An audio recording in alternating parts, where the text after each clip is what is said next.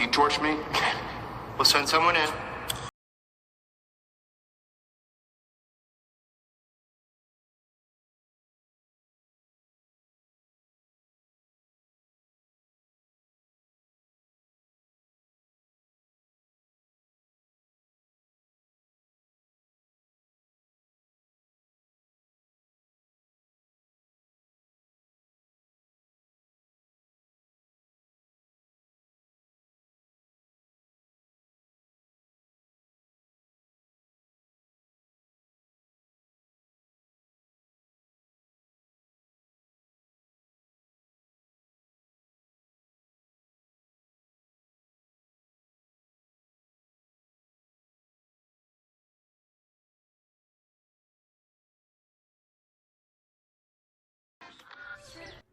I love you too. Good morning.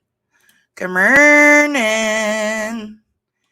Hello, hello, hello. Happy Friday. First off, Lord have mercy. There is a lot today, y'all. There's a lot.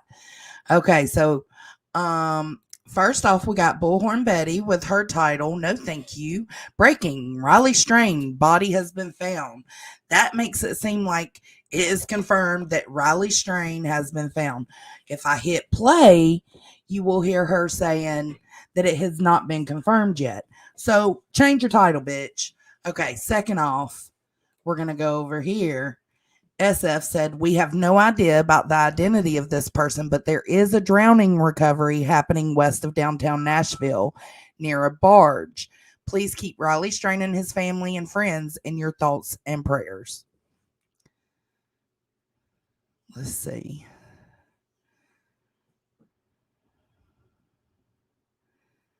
An idea of where a body has been found in the Cumberland.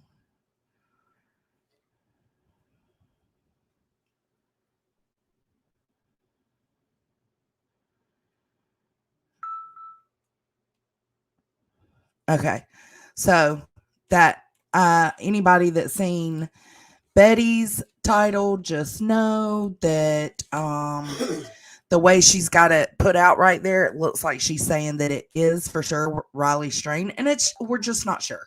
We're just not sure. And SF clears that up 5 minutes ago.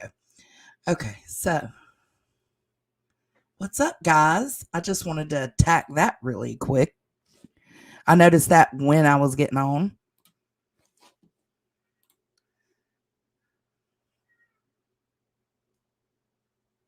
She does need to change her title because, I mean, it very well could be Riley Strain. Absolutely, it can be.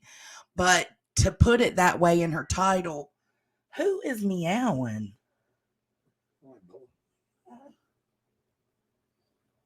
To put it that way in her title makes it seem like it's something more. Just for now.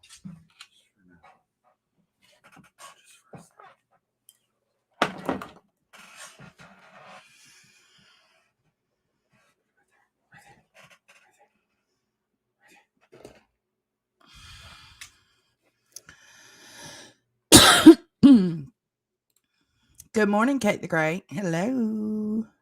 Hello. So, hopefully, honestly, I hope it is Riley. Let's see. Let's check the latest. Hold on.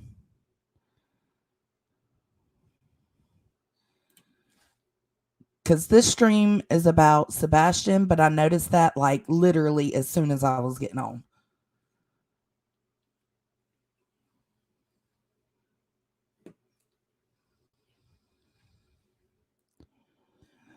They're labeling the current body recovery in the Cumberland River as a drowning. Don't know exactly what this means, but please keep. Okay. It was called in at 7:28.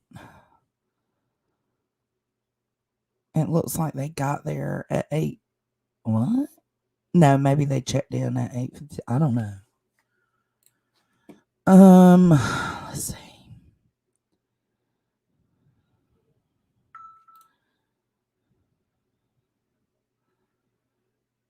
Nashville police are responding to a body found in the Cumberland River. It's not confirmed if it is related to missing Riley Strain. The red marker is where officials are this morning, and the yellow circle is where Strain went missing. It's very possible. It's still very possible.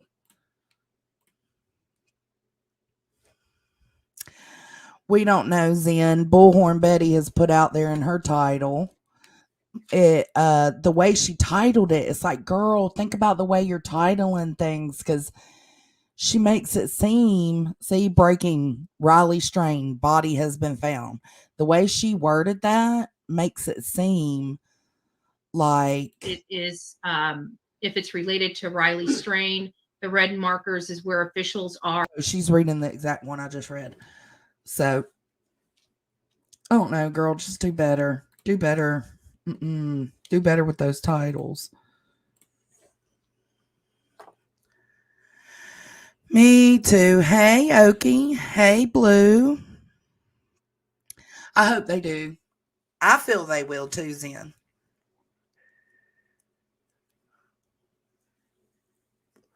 Yeah, supposedly yesterday somebody fell in the water that was part of searching for Riley Strain.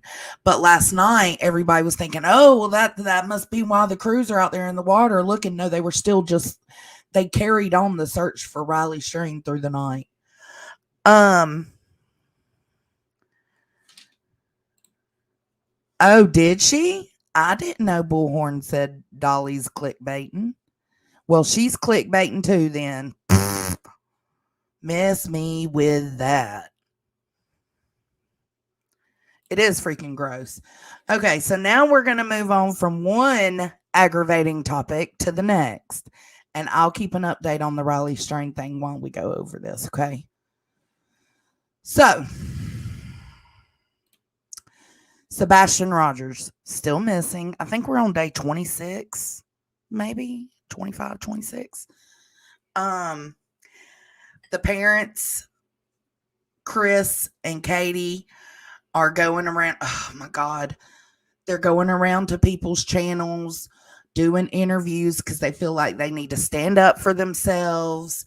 And I get it. I get it. Okay.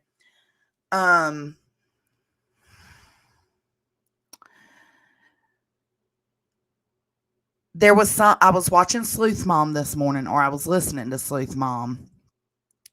She said a few things that I did not pick up on. She said that they're trying to make Sebastian seem like he's more autistic than he is. She referred to them making him seem like he is like, what's his name? Like Leonardo DiCaprio's character in What's Eating Gilbert Grape. I don't get that picture at all. I don't feel like that's what they're putting out. She said that they need to stop going around doing interviews, and I agree with that part. But she also said they're making themselves look worse. I also agree with that part. But there's like no empathy for why they are going around doing these interviews. There's no empathy for why they feel like they need to keep their name cleared. She also stated that there hasn't been anything positive said about Sebastian by them, which is bullshit. Trying to think. And then what was it? I don't know, the lack of empathy for me, because I feel like YouTubers are doing what YouTubers do. They're making this shit messy. They're doing exactly what they always do. They immediately start rumors. These parents are wanting to clear their name. She said they're more focused on clearing their name than they are on finding Sebastian right now. She don't know that. Just because they're going and doing interviews late at night, or, you know, she doesn't know that. That's a bold statement to make. I don't know. It's hitting me wrong. It's like, would you not want to clear your name if you were being put out with these rumors? I don't give, like, listen, Chris may have a past. He might have 5 ex-wives.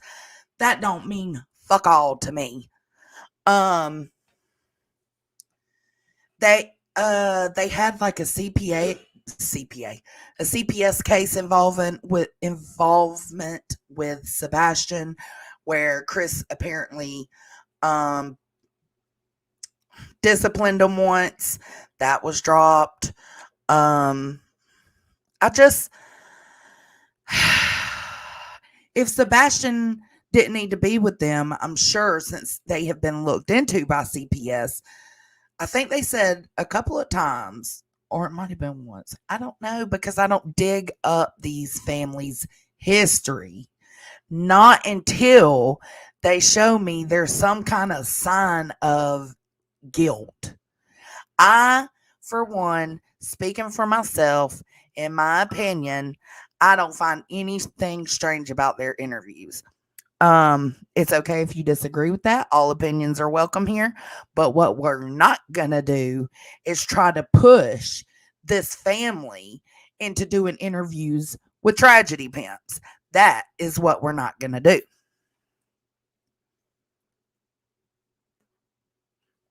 Or let's say bad actors. That's better, because tragedy pimp is so watered down. Yeah. Over the summer, I think he was moving in with dad. I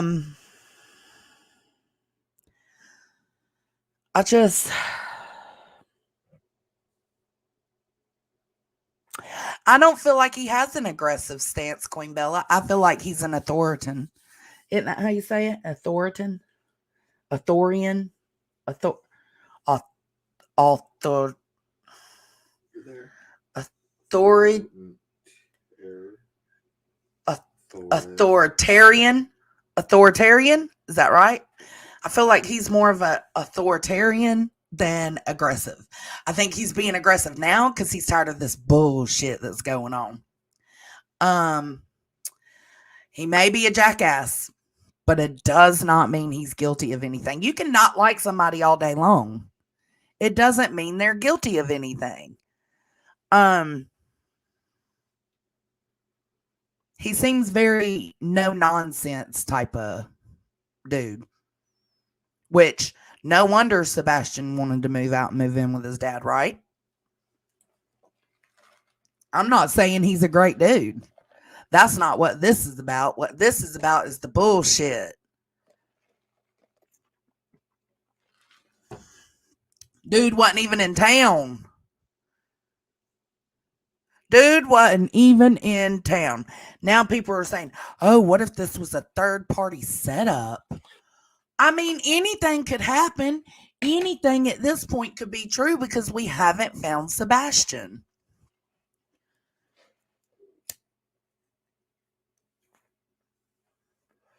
Mama, I get that. But how do we know they're not? How do we know they're not? Just because they're online clearing their name doesn't mean the rest of the time they're not looking for them. Because let's use Seth, for example, the biological father. He's done interview after interview after interview after interview, and he's boots on the ground still out there looking. Just saying.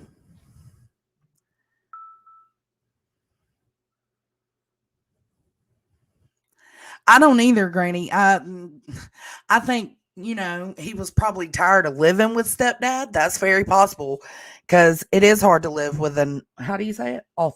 Authoritarian.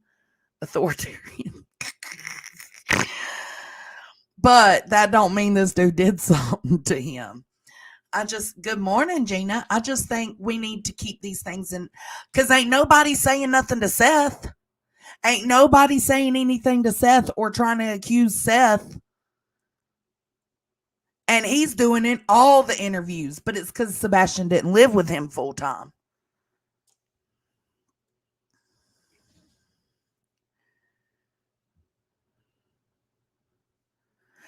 I watched. Yeah, but okay. If they're not looking, if they did say they're. No, it's okay. Sophie. It's a chicken, Sophie. If they're not looking, how do we know the police didn't tell them not to go out and look anymore? Seth said they were out looking. Seth said that himself, that they've been out hanging out flyers. So which is it? And that's from the biological dad. Just saying. We don't know. We know what we're being told. I didn't hear them say they wasn't out looking, but I did hear Seth say they were. I don't think he did just disappear.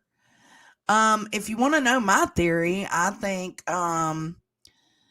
he's a very smart kid. They're like, I know they can say all day long, because there was one thing she said in her first interview that caught me off guard, and she said he doesn't really have internet access because he has a switch. Wrong. Or online access. You do have online access on a switch if you know how to cut it on. Just saying.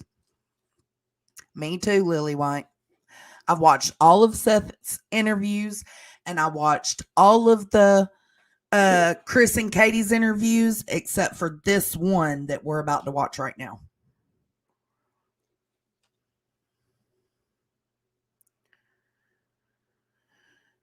It's just, yeah, I feel like that's what I feel like, Granny. I feel like they're getting frustrated. They're getting overwhelmed.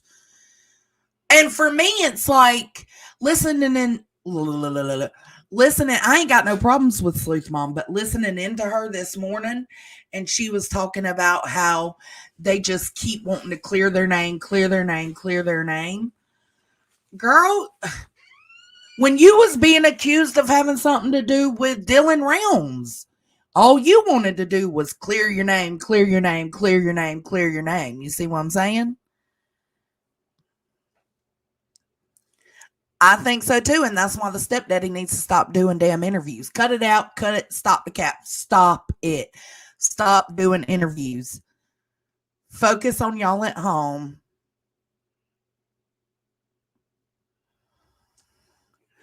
Oh, hold on. Gina. Where you at, Gina? What? I don't see anything.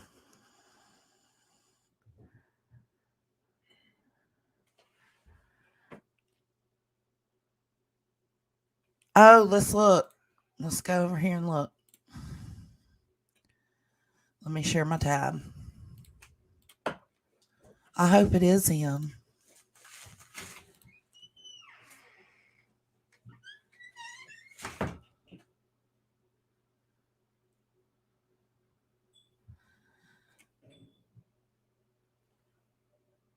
It doesn't say anything about.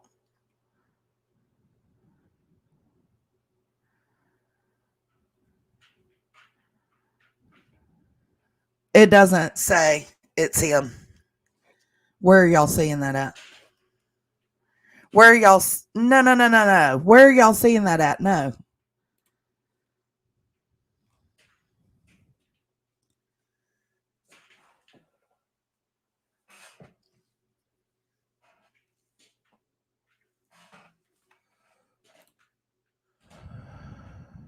Stepdad isn't helping. He needs to shut up. I do agree with Sleuth Mom on that.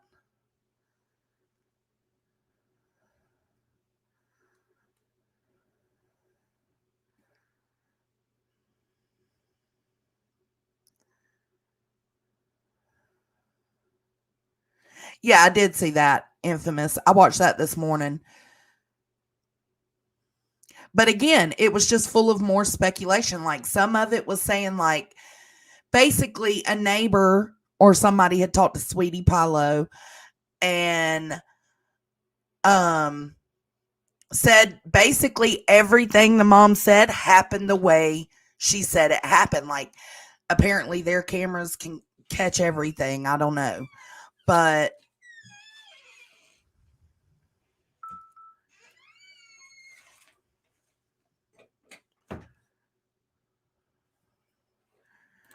Right. Mother of two boys.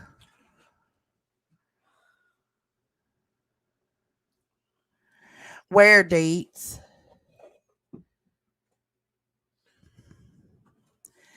But she did say that the neighbors said that, like, when Katie said the lights went out, they really did go out. Like, when Sebastian went to bed, he really did go to bed. Like, when she said she went to bed, she really did go to bed. All right, let me come to that, Deetsy. Lord, we got breaking news all over the place. Okay, hold on. Okay, Deets, share this tab instead. Let's get you up to speed at 8:56. Some breaking news. A body was discovered in the Cumberland River by the Nations, and crews are working to pull it out now. Officials on site confirmed there is a body, but the identity has not been confirmed. It was found amid the ongoing search for Missouri college student Riley Strain. We have confirmed that his family has been called into the scene. We will keep you updated as we learn more information at WKRN.com. Here, we'll watch it again. Let's get you up to speed at 8:56. Some breaking news. A body was discovered in the Cumberland River by the Nations, and crews are working to pull it out now. Officials on site confirmed there is a body, but the identity has not been confirmed. It was found amid the ongoing search for Missouri college student Riley Strain. We have confirmed that his family has been called into the scene. We will keep you updated as we learn more information at WKRN.com. It sucks because if it is him, it's a finality, but it's also good if it is him because it's a finality. You know what I'm saying? Like, it's going to give them some answers.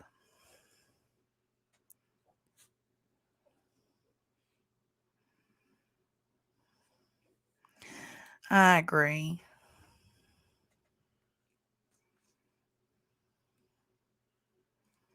Yeah, closure would be nice, absolutely. So let's pray they get it figured out. I'll stay. Let's see. Let's keep updated on this channel. Watch World News tonight, then stay with us. Oh my God, they never go live. Watch World News. Oh.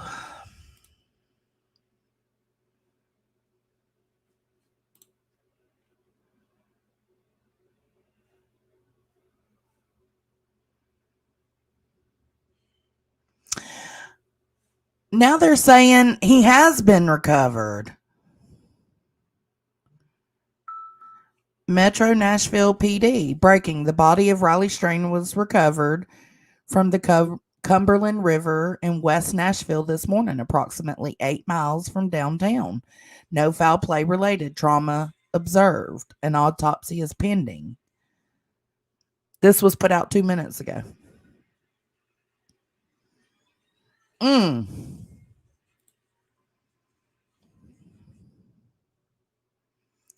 Okay, yeah.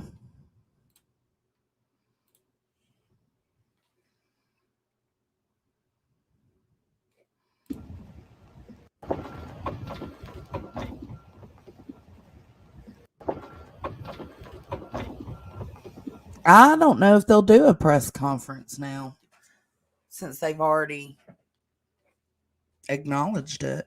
What do y'all think? Yep, they did. Oh, that poor mama. That poor mama.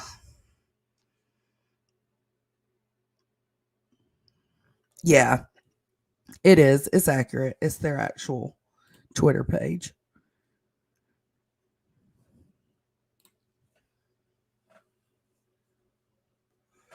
And everybody's.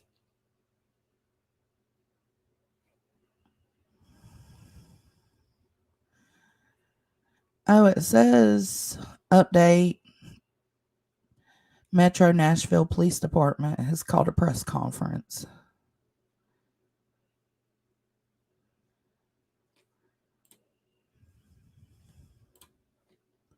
Let's see.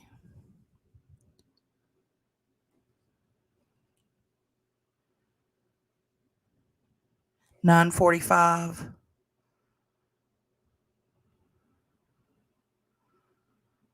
That was 1 minute ago. So in 5 minutes, Are they gonna stream it?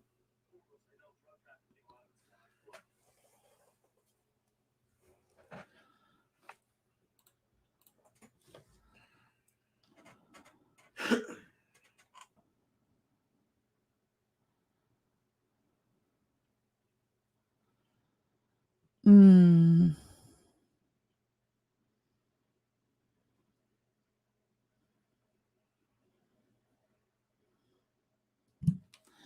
Let's see. I'll leave that going for a minute.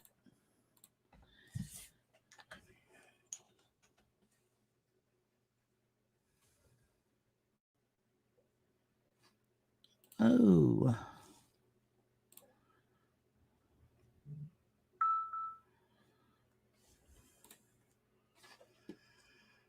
I did too, Queen Bella.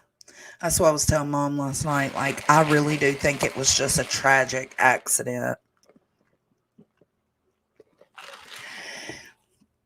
Yeah, Grandma, it is.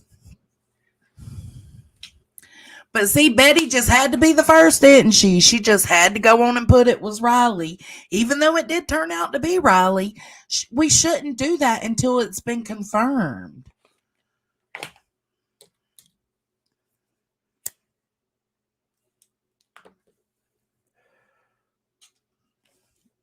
Y'all throw some hearts in the chat. That poor baby. Like, he could have been stepping over the rail to pee. He could have been, you know what I'm saying? Because, like, even where his card was found, Dolly, I heard him saying, like, there's no way he could have fell right there because, you know, it's too far out of rocks. Like, if he would have fell right there, he would have been found on the rocks. But that's not true because they lowered the water. So all those rocks were underwater at first. What's wrong, baby? Fuck that Jamaican food. It's good. No. Yeah, they found them, Willow. See, why? We need to confirm it before. Like, right now would have been the time to strike up alive and say, yeah, it's been confirmed, you know? Let me...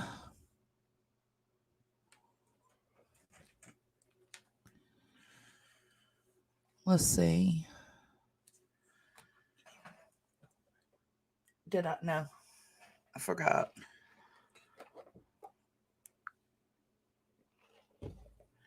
Did you?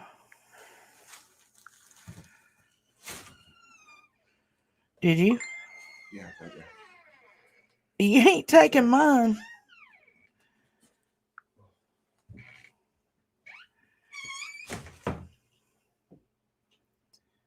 All right, let's see. Let me go back in here and refresh.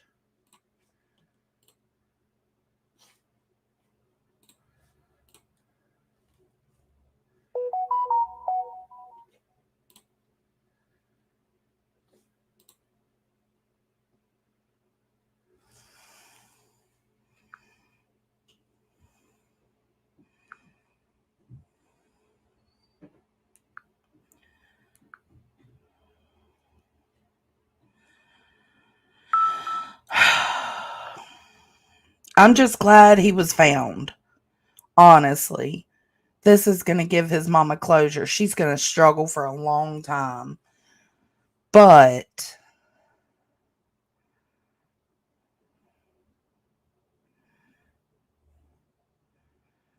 this has to feel better than not knowing, right?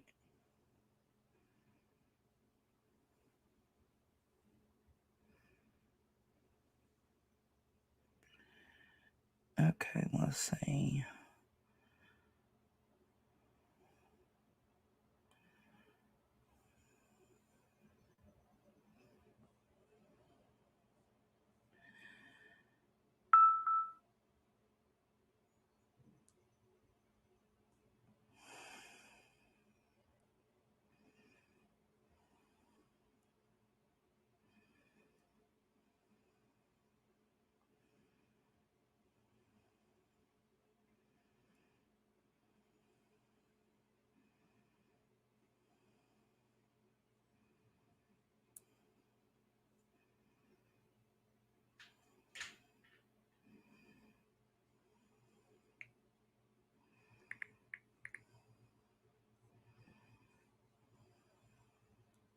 Sorry, I'm updating my thumbnail.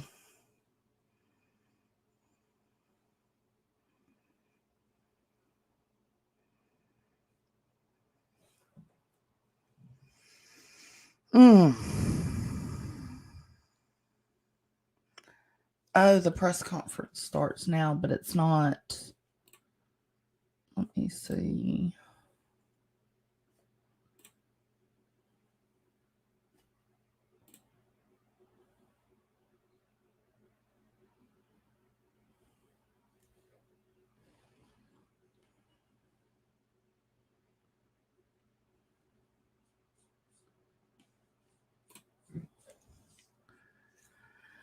I don't. Y'all let me know if y'all find where they're gonna string the press conference, because I don't see it.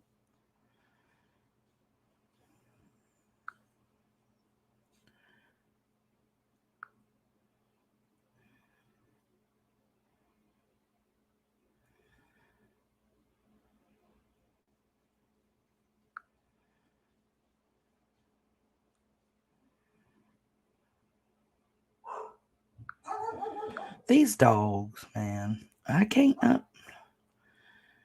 Let's see.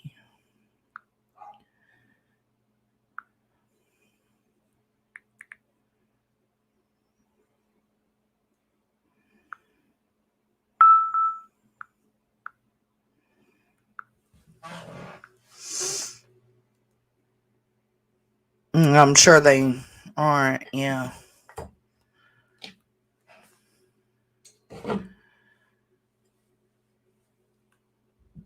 Keep refreshing.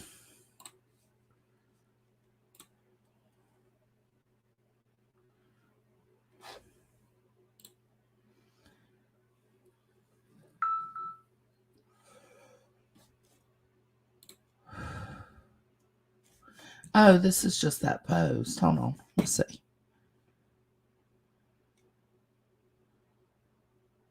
It says it's expected at 9:45, but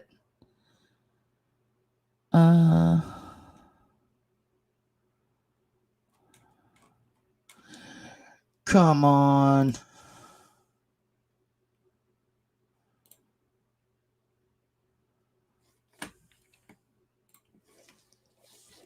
Yeah, only 8 miles. Like, how did they've went way past 8 miles. It's okay, let what go?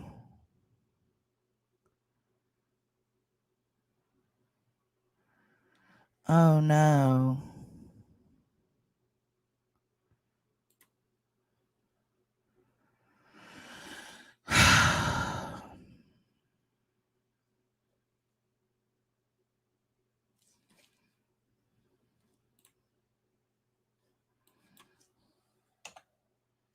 Let me go see what he's doing. Clue that it was him. indeed was the body of this person. That Well, we know for a fact it's him now. And I know from working overnights here, a lot of the times the barge operators, they stay on the river. It's really busy behind us, and you see several tanker trucks because we'll see Pilot J. I don't have to go to Nashville. Poor guy. Damn.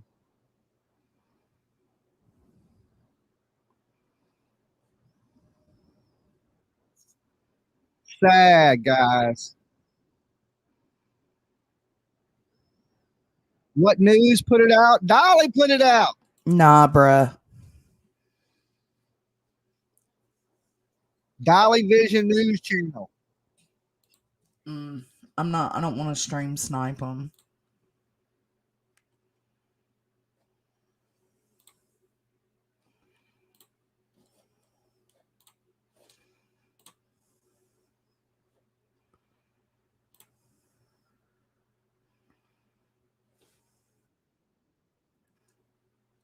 We need to see the channel 5. It says channel 5.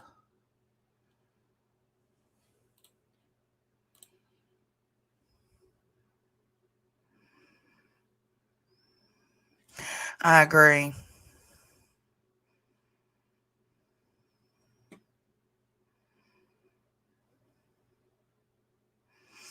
About 15 minutes back. Is that where I just was, Brittany? Yeah. Everybody's happy he was found, Zen. I don't know what you're talking about, babe.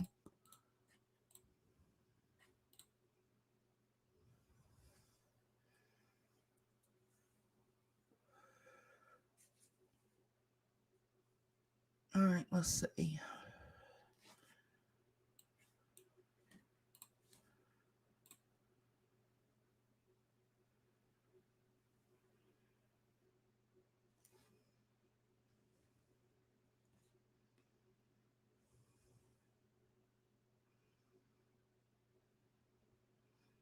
He was so handsome.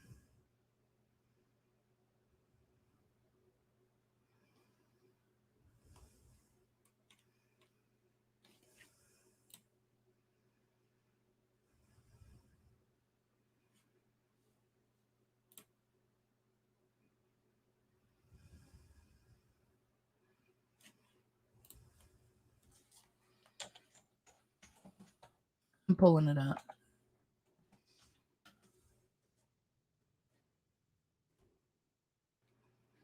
If I can find it.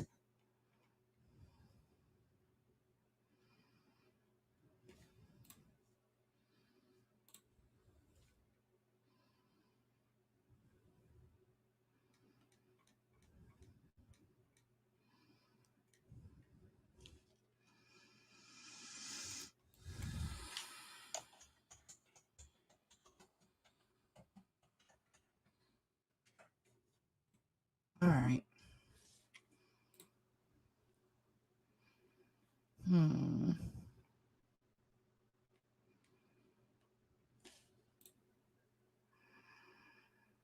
I don't know, timeout. I wonder too. I can't find the Channel 5 News, the live feed though. Like that's what I'm struggling to find right now.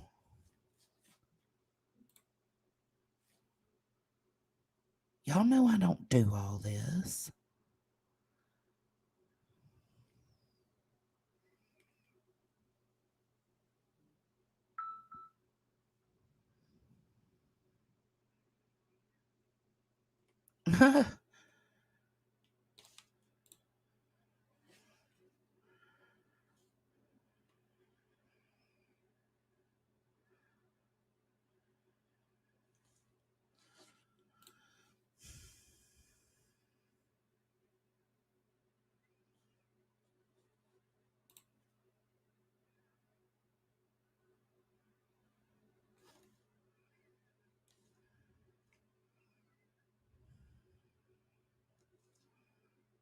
On 61st Avenue at a company that adjoins the Cumberland River that had been searching for anything that would pop up on the river, especially looking for a Raleigh strain if he would surface here. As they were removing an object from the river, they noticed what appeared to be Raleigh strain pop up. The fire department retrieved the body from the river. Uh, the medical examiner's office reviewed the body, and we confirmed that it is Raleigh strain. The family has been contacted. There are no signs of foul play at this time, according to the examination here at the riverbank.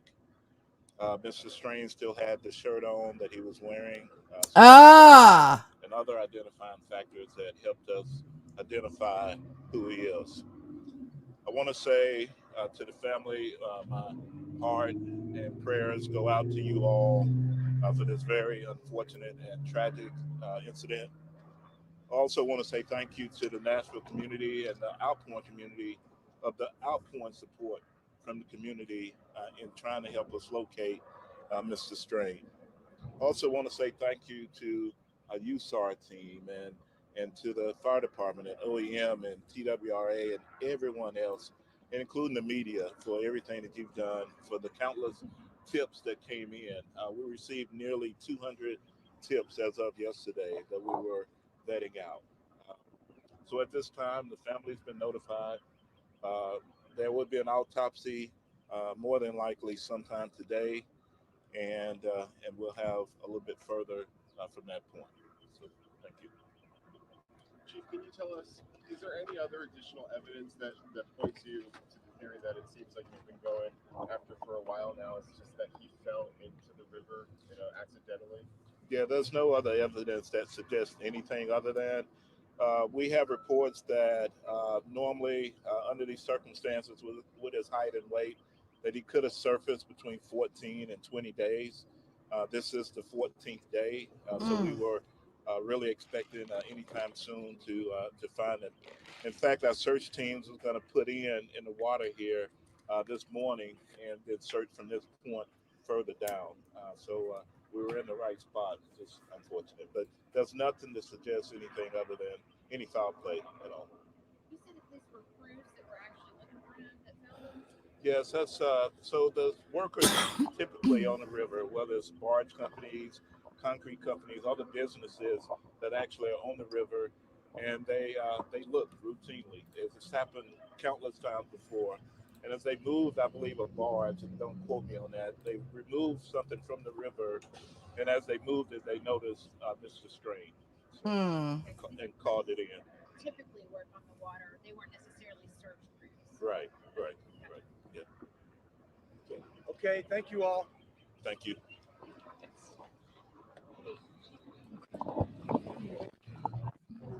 All right, that was an update from Metro Police Chief Drake telling us that this discovery was made this morning at 7:30 from a worker at a company here that joins up against the Cumberland River. Alexander Cohen is joining me here. The first bit of details we're now getting after this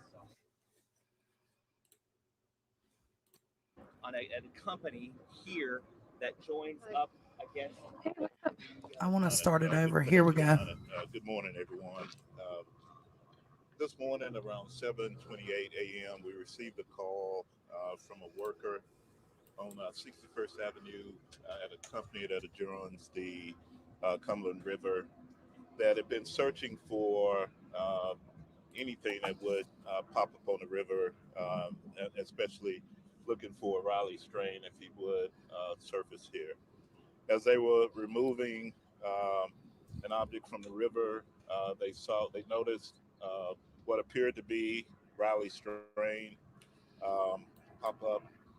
The fire department was called in, retrieved the body from the river. The medical examiner's office reviewed the body, and we confirmed that it is Riley Strain. The family has been contacted. There are no signs of foul play at this time, according to the examination here at the riverbank.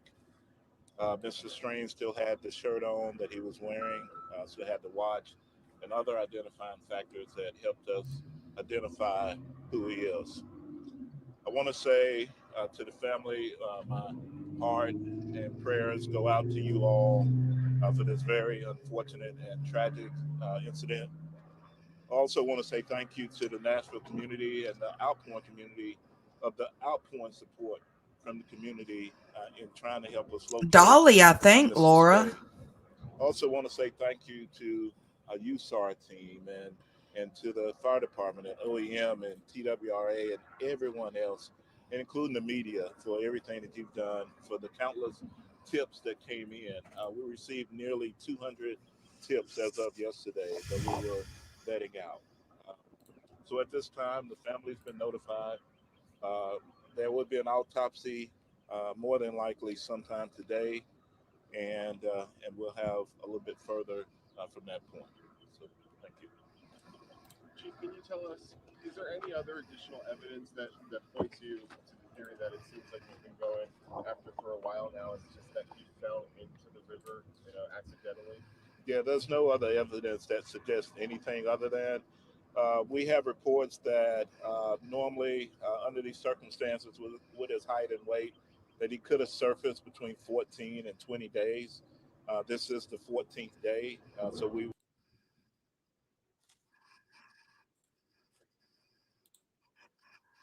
Else, but you heard the authorities. I mean, they're going to be actively investigating and will if something new comes up. But that's where it looks like at this point. Right, you know, and especially because he's seen on that surveillance camera from the city cam of him stumbling through the streets and making his way towards that river, unfortunately. So that is the most logical thing right now. And also we have to keep in mind that his bank card was recovered a few days ago and there was no activity on it. Which again goes to the point where the true crime community is in such a different place than it was 5-10 years ago, even 2-3 years ago. I want me to back up and That see what's in. This Oh, was it only a lets me play call from to where we're action, at. Damn. And I know you're very That in sucks. tune to the true crime community. It really has evolved into something. At the end of the day, it's good. Social media. In a mystery scenario. Yeah. There's Dogs. I mean, I'm sure they can clutter themselves into an investigation. You but know, I mean, our bottom line viewers is- at home are part of that community. It is a very large community and people want to help. I mean, people want justice and they want call for action and they want solutions. And this was a case where you had the community really, you know, being active on social media and actively searching for clues. And especially because given the metro area that it's in, there's so many people and tourists there that a lot of those people took part. Yeah, and the downside of social media, et cetera, is the misinformation. And today we find. And Jason, it's our understanding from a Metro officer on scene that his parents, who have been here desperately searching for their son, they were called out to the scene. So family has been notified that he has been found. I mean, you went to the University of Missouri. All of us, or a lot of us, went on a college spring break where you go out and you have fun. And just having this tragedy happen here has just resonated with people across the country. That's right. And so many people had so many questions about how this happened, what exactly happened, where was Riley Strain? For as hard and difficult as this news is, at least it is bringing closure to a lot of people, not the least of which is the family that is just looking for answers. And the mood here is somber. There was a medical examiner who was transporting what we believe to be was the body away from the scene. There's a large police presence here. We are waiting on an update from Metro Police with more information. But I remember in the search efforts that his bank card was found down by the river. And ever since, people have been desperately looking, coming in from all across the country. That's right. The United Cajun Navy has been out here looking at things, trying to assist in the search effort. I did just get an update from Metro Police on their Twitter account. It sounds like we're going to be getting more information about what happened here in this breaking news in about 5 minutes. Metro Police are telling us a media briefing will be held at 9:45, right where we are on Ed Temple Boulevard, the Exxon terminal entrance. So we should be getting more information, more details from Metro Police very soon. And if you guys are just tuning in, we're here by the Cumberland River, where it has been confirmed that missing college student Riley Strain, his body has been found in the Cumberland River. We're working for more details and we'll have those soon. Back to you guys.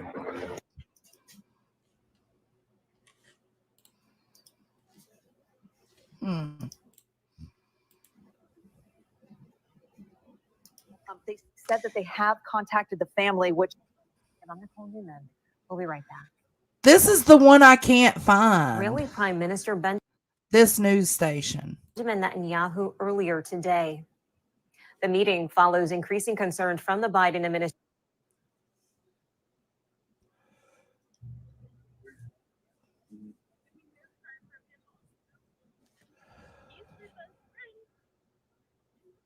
Oh, can't really hear her.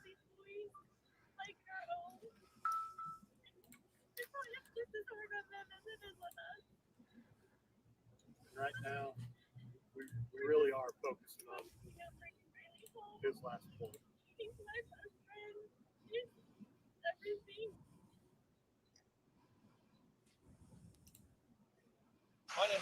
Carter, air safety investigator with the National Transportation Safety Board based out of Washington, D.C.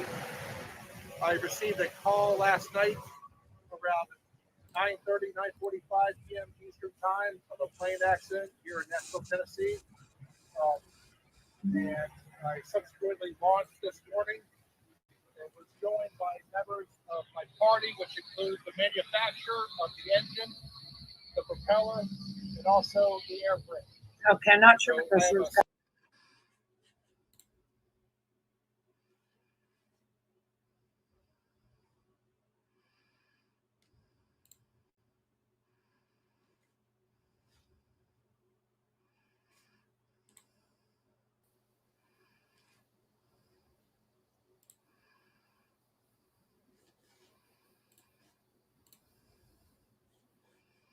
See, she's struggling too. Shit.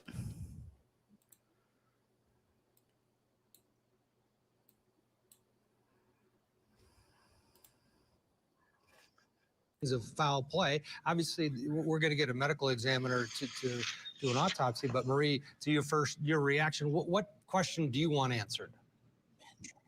How did he fall into the river? And my research says that the bar owner or someone at the bar said he had maybe 1 or 2 drinks in water. So how intoxicated was he? And the police chief was clear to say there are no signs of foul play at this time. But no autopsy has been done, no toxicology. I'm still curious about how did a 22-year-old fall into a river? I think more needs to be investigated, and I'm happy that the family, at least they have his remains, but I'm sure the family is not at rest right now because I'm still like, wow, he just fell in a river? Krista, what stands out? Yeah, a couple of things. One, I agree with Murray. Absolutely, I think it's way too premature to say no foul play. There are no signs of foul play, I guess, on his body, but the intoxication level is troubling. He's there on a fraternity trip. And I will tell you, with having a lot of experience representing like cases with fraternity hazing and what these young men can do to one another, I am very curious as to what was in his system. Was it just alcohol? You know, I think that Matt may have just mentioned about him potentially, was he happened to him? I want to know, as you know, as an observer, but if I'm his family, I want to know the full picture of what happened. I think it's way too early to say that there are no foul play, that there is no negligence. So I think that we have a lot to learn still. And Matt, the roofie scenario. It happens, and it happens to young men. Yeah, and women, and it happens. This kind of fits that. We don't know, but that would check these boxes of why he was so disoriented. And you know, that might be revealed if that's the case, if there was something sinister or something criminal going on, released in that video from the bar. We may be able to see that, or we may be able to rule that out. But it could have also happened before he got at that bar. So will we ever have the full timeline? I want to hear from the friends that were with him, is who I want to hear from as this investigation goes on. But in terms of them saying right away that there is no signs of foul play, I think it's just because it appears that there is no robbery that happened because he had his watch and his belongings on him, but also, and his credit card wasn't used, but also the fact that there is no trauma on his body. But again, he was under the river. They moved something. He floated up to the top, it sounds like. So we really do need to wait for the medical examiner on this one.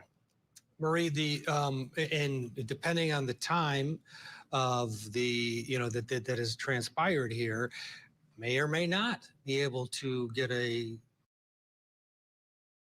If you're ready.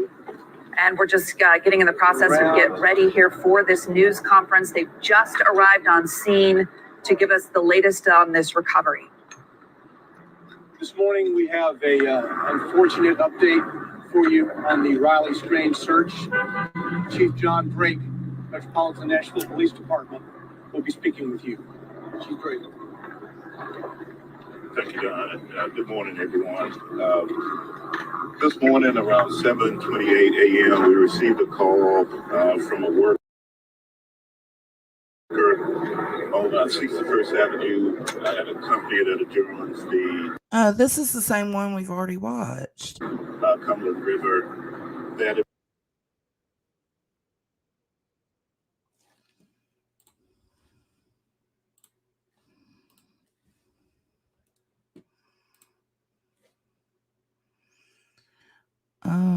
So it was somewhere in here.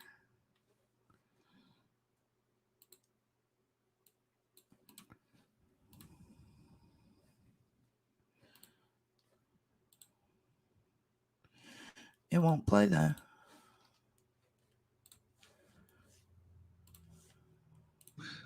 Metabolize and they go away before it can be done.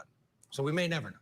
So absolutely, it's hard to tell, especially with the amount of time and the fact that his body was in the water that long. That washes away exterior evidence, and the time it took for them to find him washes away interior evidence. Toxicology may not be 100% correct, but I think I agree with Matt and Krista.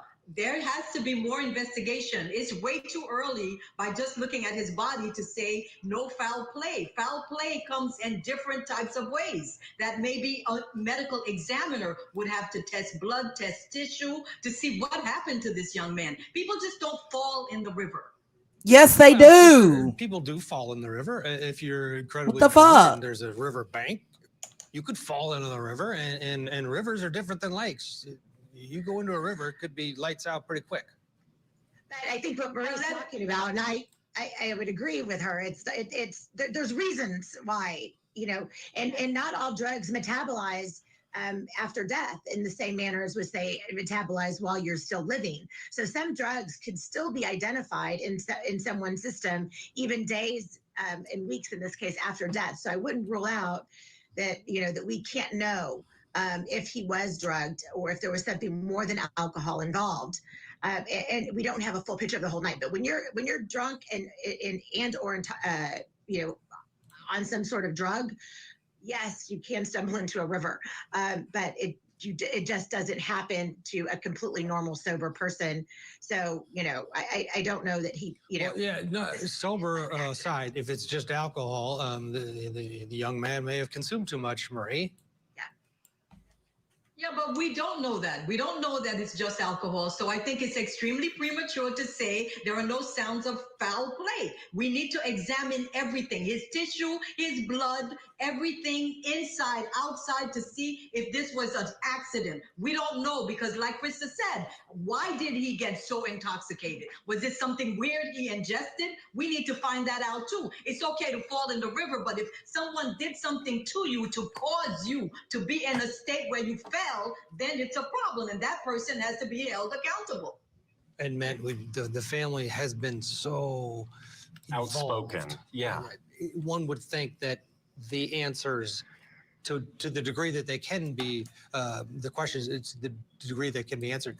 This family's going to keep pushing, I would assume. Yeah. I would think so, because they've been out there doing the call for action every day, and that's what you have to do in these missing persons cases, and we're going to hear from them later today. Court TV has learned that they're going to hold a news conference, and you mentioned that earlier, Ted, and we'll carry that. Yeah. Again, to remind everybody where we are, Riley Strain's body has been found, positively identified in the river. There were barges in the river working, and they were retrieving something out of the river, and that is when they located the body. There was no outward signs of foul play, in that the condition of the body did not show anything that was obvious at the scene, but this obviously is just the beginning, right? This next step has just begun to try to determine what happened to this young man. We'll get in a commercial break. The autopsy is expected to take place likely today. When we come back, we will head back to New Hampshire and pick up the testimony of this crucial witness on the stand in the case against Timothy Verrill. But once again, the breaking news at this hour: Riley Strain's body has been found. Stay tuned. Stay with us. Johnny Depp versus Amber Heard, a multi-million-dollar high-stakes.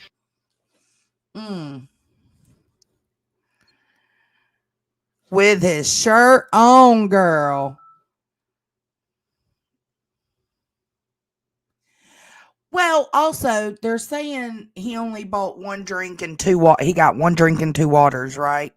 That don't mean the other frat brothers weren't buying him drinks. And then they had been bar hopping. It just, Lord.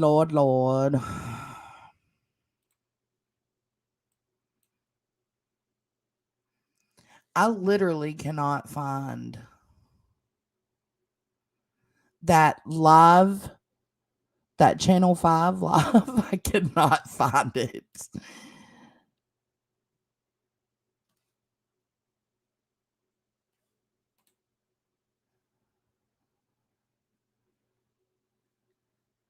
No, the homeless guy did not have his shirt. He had his shirt on.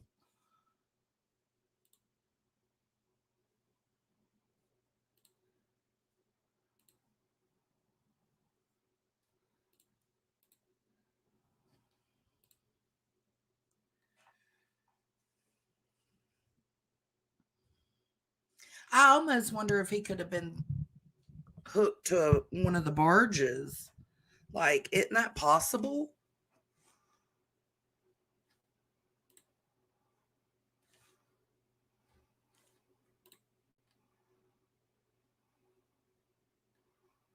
Right? That would be possible, right?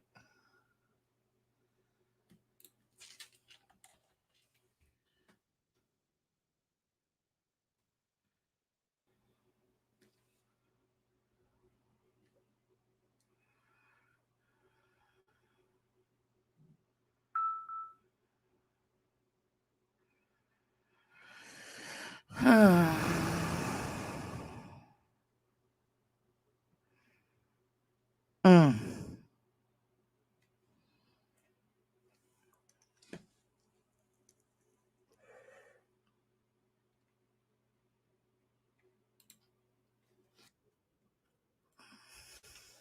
So now we got to wait until 1 o'clock.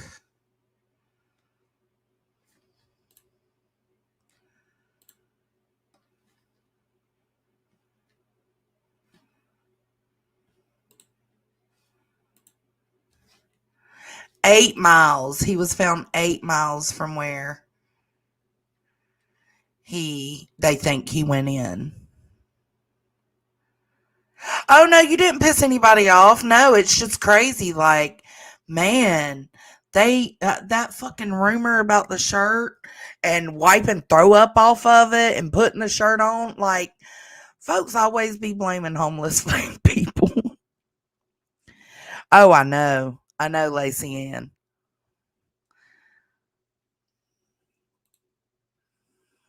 Mm.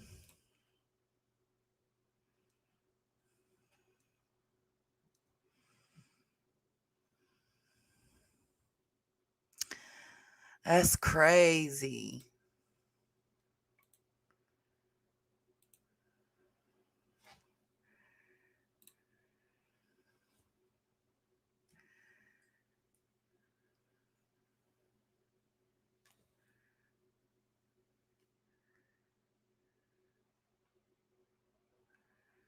Yep. Mr. Strange still had on his watch and the shirt he was seen in.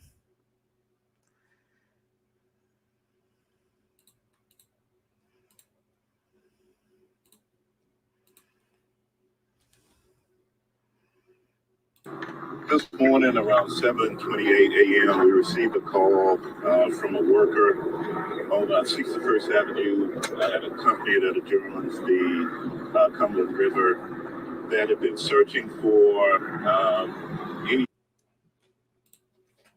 This is the one we watched. We'll let it play again. On the river, and especially looking for Raleigh Strange with surface here. As they were removing outfit from the river, they noticed what appeared to be Raleigh Strange pop up. The fire department was called in, retrieved the body from the river. The medical examiner's office reviewed the body, and we've confirmed. Oh, the audio is terrible. The family has been protected.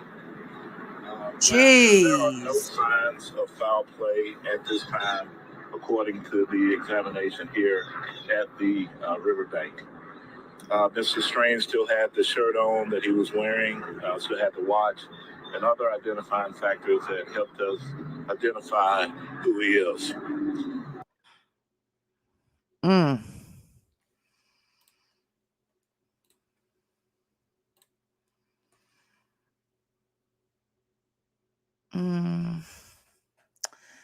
Let's see. Let's see.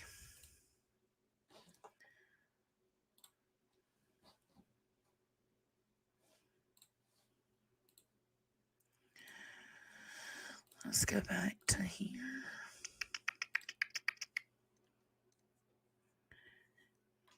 Yeah. Wearing his shirt and watch. Yeah. Man. So they're doing a press conference with the parents at 1.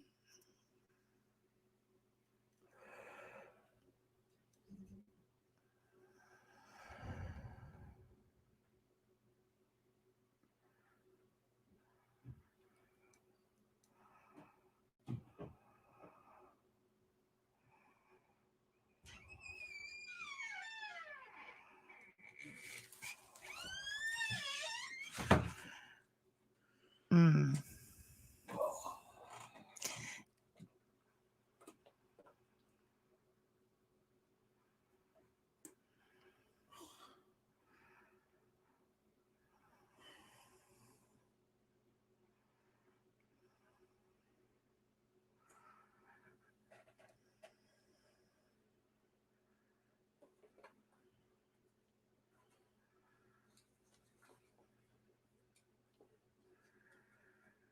Um,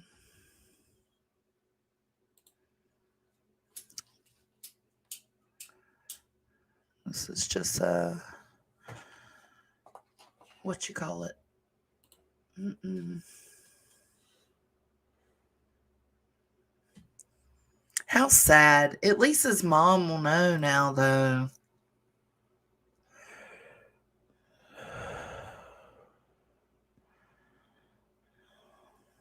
This interior is rough. Yeah, probably so. Infamous. Yeah.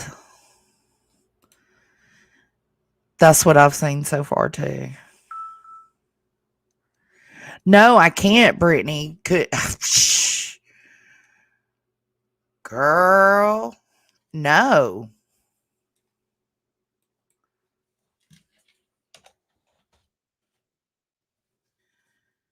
I can't imagine what's been going through that mother's mind.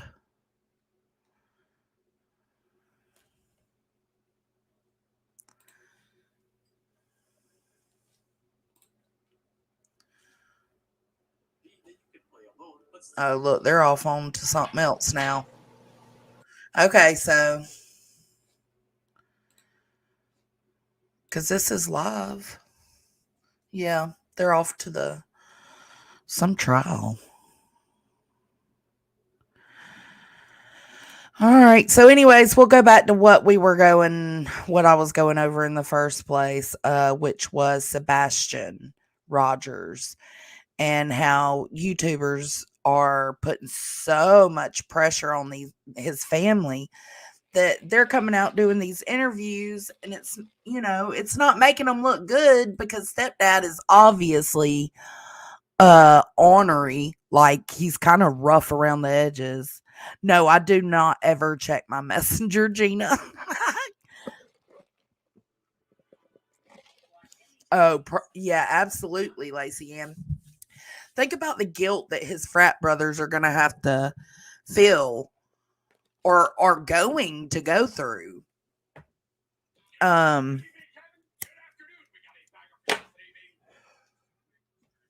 Because they didn't go with them,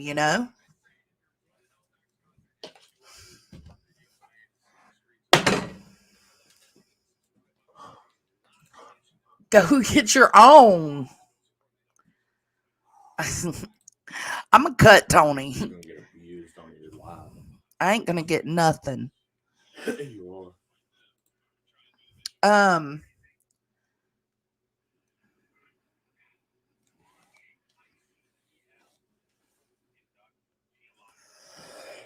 Yeah, he's had 5 prior marriages. So let's go into Smiley's stream because that's the interview that kind of got me all torqued up a little bit.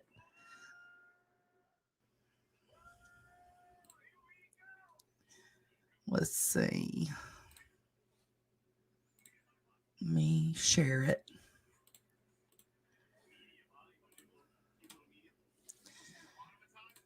Now it says live at the request of Chris Proudfoot. If I'm not mistaken, she was in Justin for Alls, and so was Chris. But I don't know if Justin just didn't want to interview him, or I really don't know. But I want to go through this because there's different sides everybody needs to see from. Like, there's different views. Like, yes, absolutely, Sebastian goes missing. The parents are going to be looked at no matter what. Rumors are going to happen no matter what. It's hard, but there needs to be some empathy, because imagine if that was us. Imagine if my child went missing and it was me and Tony, and people were spreading rumors on the internet, completely false rumors on the internet about me and him as parents. We would want to debunk these rumors, right? No, this is not Justin and drag. This is Smiley. Okay. So you got to expect the parents are going to want to disprove these rumors. They're going to want to speak up for themselves. Just because they're doing interviews don't mean they're not boots on the ground. Somebody in here, I think it was Lily earlier, that said that the parents aren't looking, that they said they haven't been looking. I haven't heard them say that. And when Seth, Sebastian's biological father, was asked, he said, yes, they have been looking, not just him, but Katie and Chris as well, and that they've been hanging flyers. So, I mean, I don't know. Let's just listen.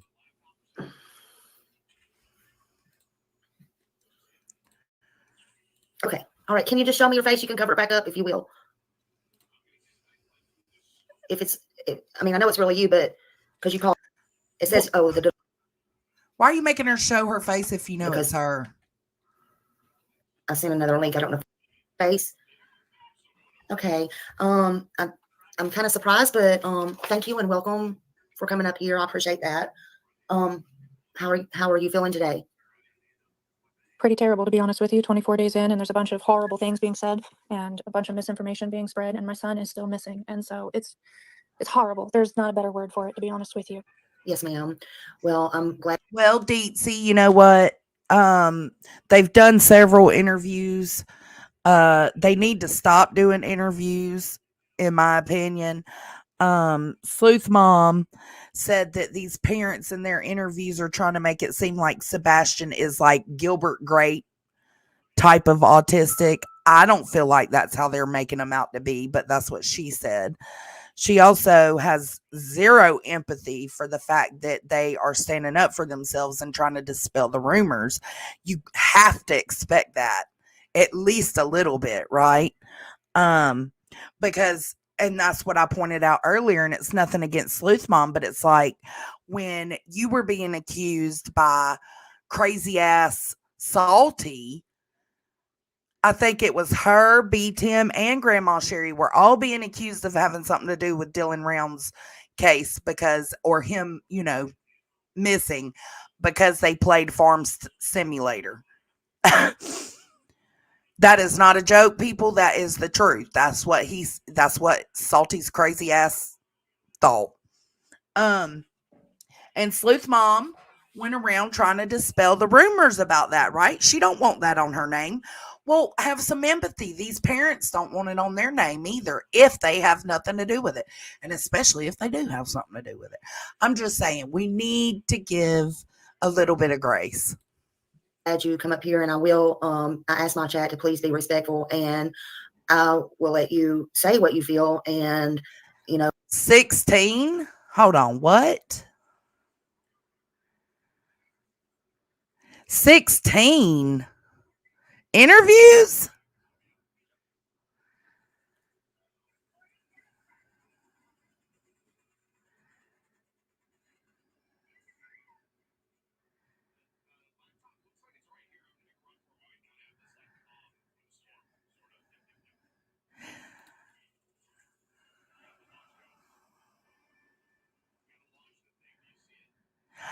hold on. You've compiled 16 interviews for Sebastian's parents?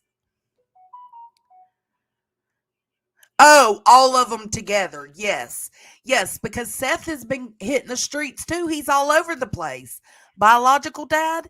And somebody said, well, you know, and including Sleuth Mom, but it was somebody in the chat earlier said, well, they should be more worried about finding Sebastian and have boots on the ground. And I was like, well, how do we know they don't have boots on the ground? Seth has done like 10 interviews on his own and he's out still searching.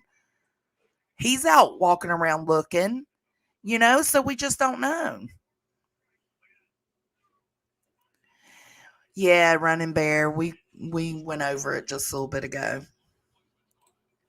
Oh, again, I wasn't expecting this, but you're more than welcome to say what you feel. And if it's okay. Y'all just wait. Just I wait. would like to ask some questions, but I would like to talk about Sebastian and, maybe we could just start there. Would that be okay? Yeah, I think Chris is still trying to join as well. Okay. I didn't know if he was. Yeah, I didn't know. A lot of people are accusatory when we speak. It's, oh, it's a lie. Oh, it's not us. And yeah, see, Deets, that's what I'm saying. So biological dad is doing just as many interviews as the step parents. Biological dad isn't being accused of anything. The step parent or biological mom and stepdad, Katie and Chris, are being accused and are having rumors put out. Yeah. Well, the truth is no matter what any of y'all think, I didn't do anything to my son. My husband Hey, didn't do anything to Allie. my son. We love him dearly, and we are doing everything that we can to try and find him and bring him home. And his father loves him dearly as well. Mm-hmm. Well, I, there's a lot of questions that people have and a lot of what ifs. And, I know sometimes it's tough. I mean, I've seen a lot of cases like this, and I know, I wouldn't want to be in your shoes. Let me say that. I would not want to be in your shoes.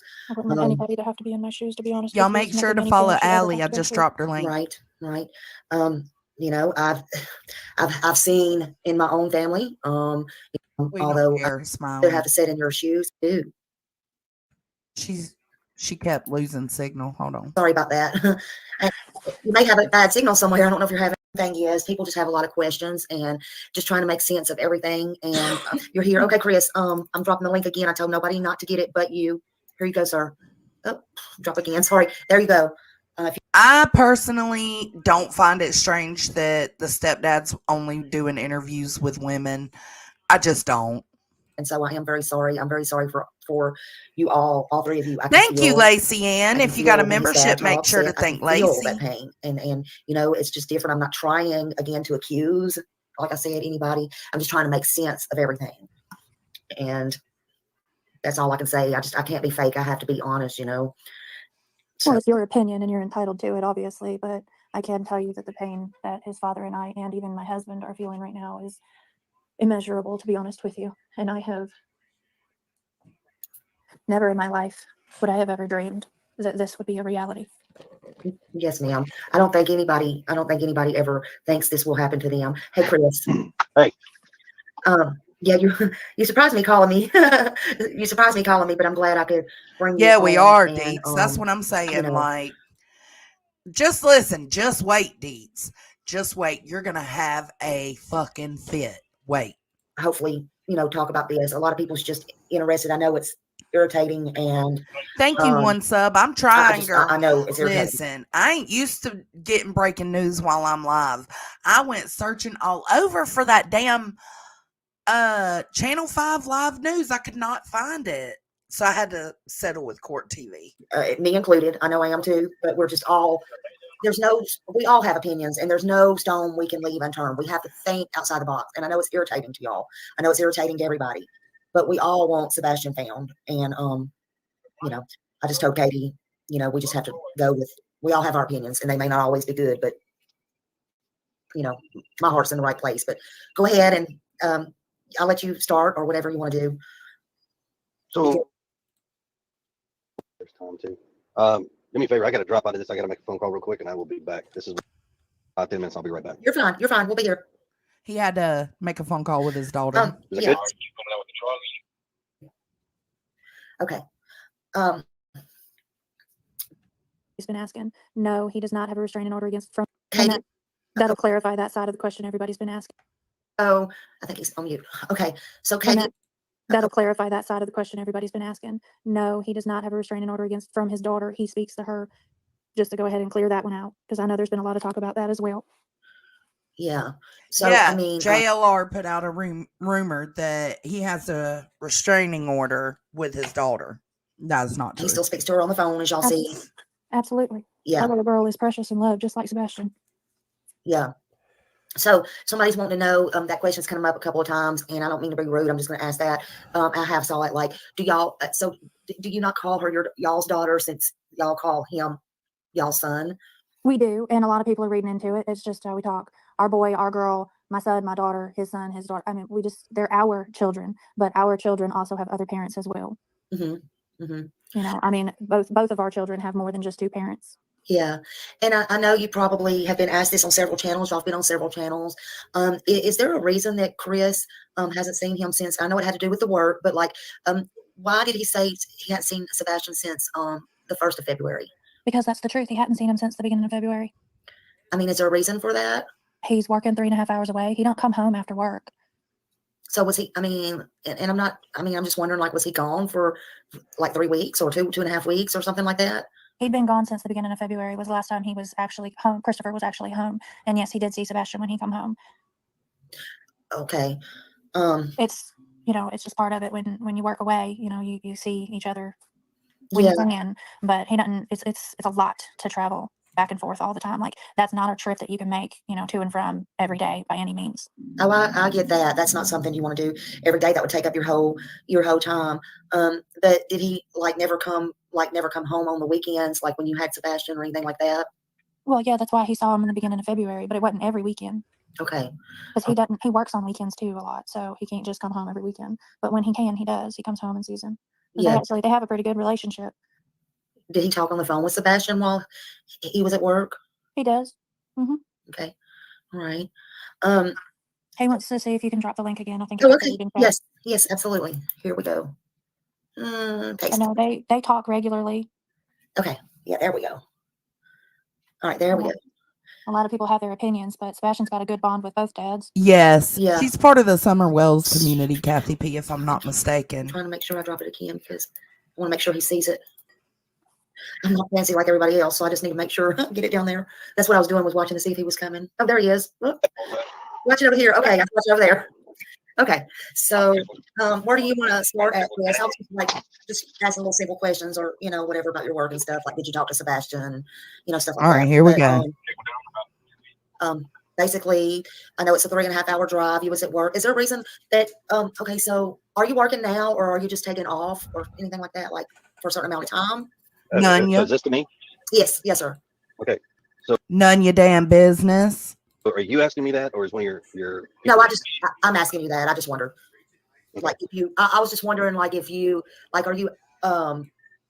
In fact, I'll turn my chat off for just a minute so I don't get No, don't turn your chat off. Leave it on. It's fine. Okay. That way you can get all these questions coming in, because, like I said, I told you, I gave you my word. I come on your show, I would answer questions. People, I want to read ask the chat, but keep in mind, like I told y'all from the very beginning, I'm brash, I'm direct, but I'm respectful, and I ask for the same in everybody else. Yeah, and I told them a while ago, just please be respectful, because I wasn't expecting this. Like, please be respectful, y'all, because. So one thing right now, I'm gonna tell you right now, really irks me with some of these folks that want to follow these YouTube. Already. Serious bullshit in the chats. Are you asking me that, or is someone else asking me that? What kind of question is that? Chris, why don't you want your daughter around Sebastian if that's a true statement? What difference does it make? Who asked? Is he clapping? Wow, rude. Wow, attitude. I'm staying quiet. Hold on, let's see. You're not brash or direct. You'd like to think you are. Justin for all. Do you mind brashness back then? Shut the fuck and up. I'm very honest about this. Somebody says I won't talk to men. Y'all want to know why he's mad? He's mad because y'all have done so much damage already just with your speculation and rumors. That's why he's mad. Would you not be pissed? I would be. Not that I don't want to talk. Right. It's not that I don't want to talk to men. I have talked to more law enforcement men agencies in the past 24 days than I've probably ever talked to in my entire life. Exactly, Cam. Same thing goes for women. So no, I don't have a problem talking to a man or talking to a woman. I appreciate everybody's assumptions or concerns, innuendos, whatever they want to be. But at the same time, I vet who I talk to. I'm not just going to open up and talk. Say it again for the ones in the back. These parents don't owe us anything. He wasn't clapping. No. To anybody. And I will put this out there. JLR, everybody wants me to talk to this guy. Explain to me, Smiley, you probably have a better understanding of this. You hear that, Deets? Explain to me why I should talk to JLR. I just really wish you would, because he does go out everywhere and he wants the truth. I mean, and no, I think you're scared of YouTube men. Okay, this man is a stone cold sociopath, in my opinion. Why haven't you both searched for Sebastian?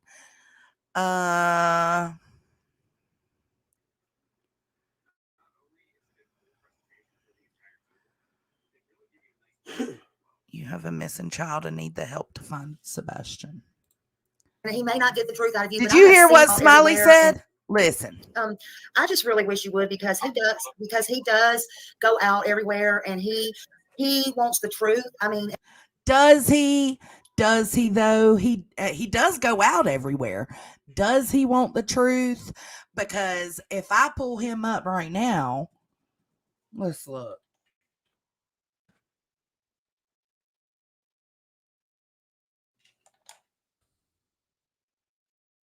Let me show y'all this.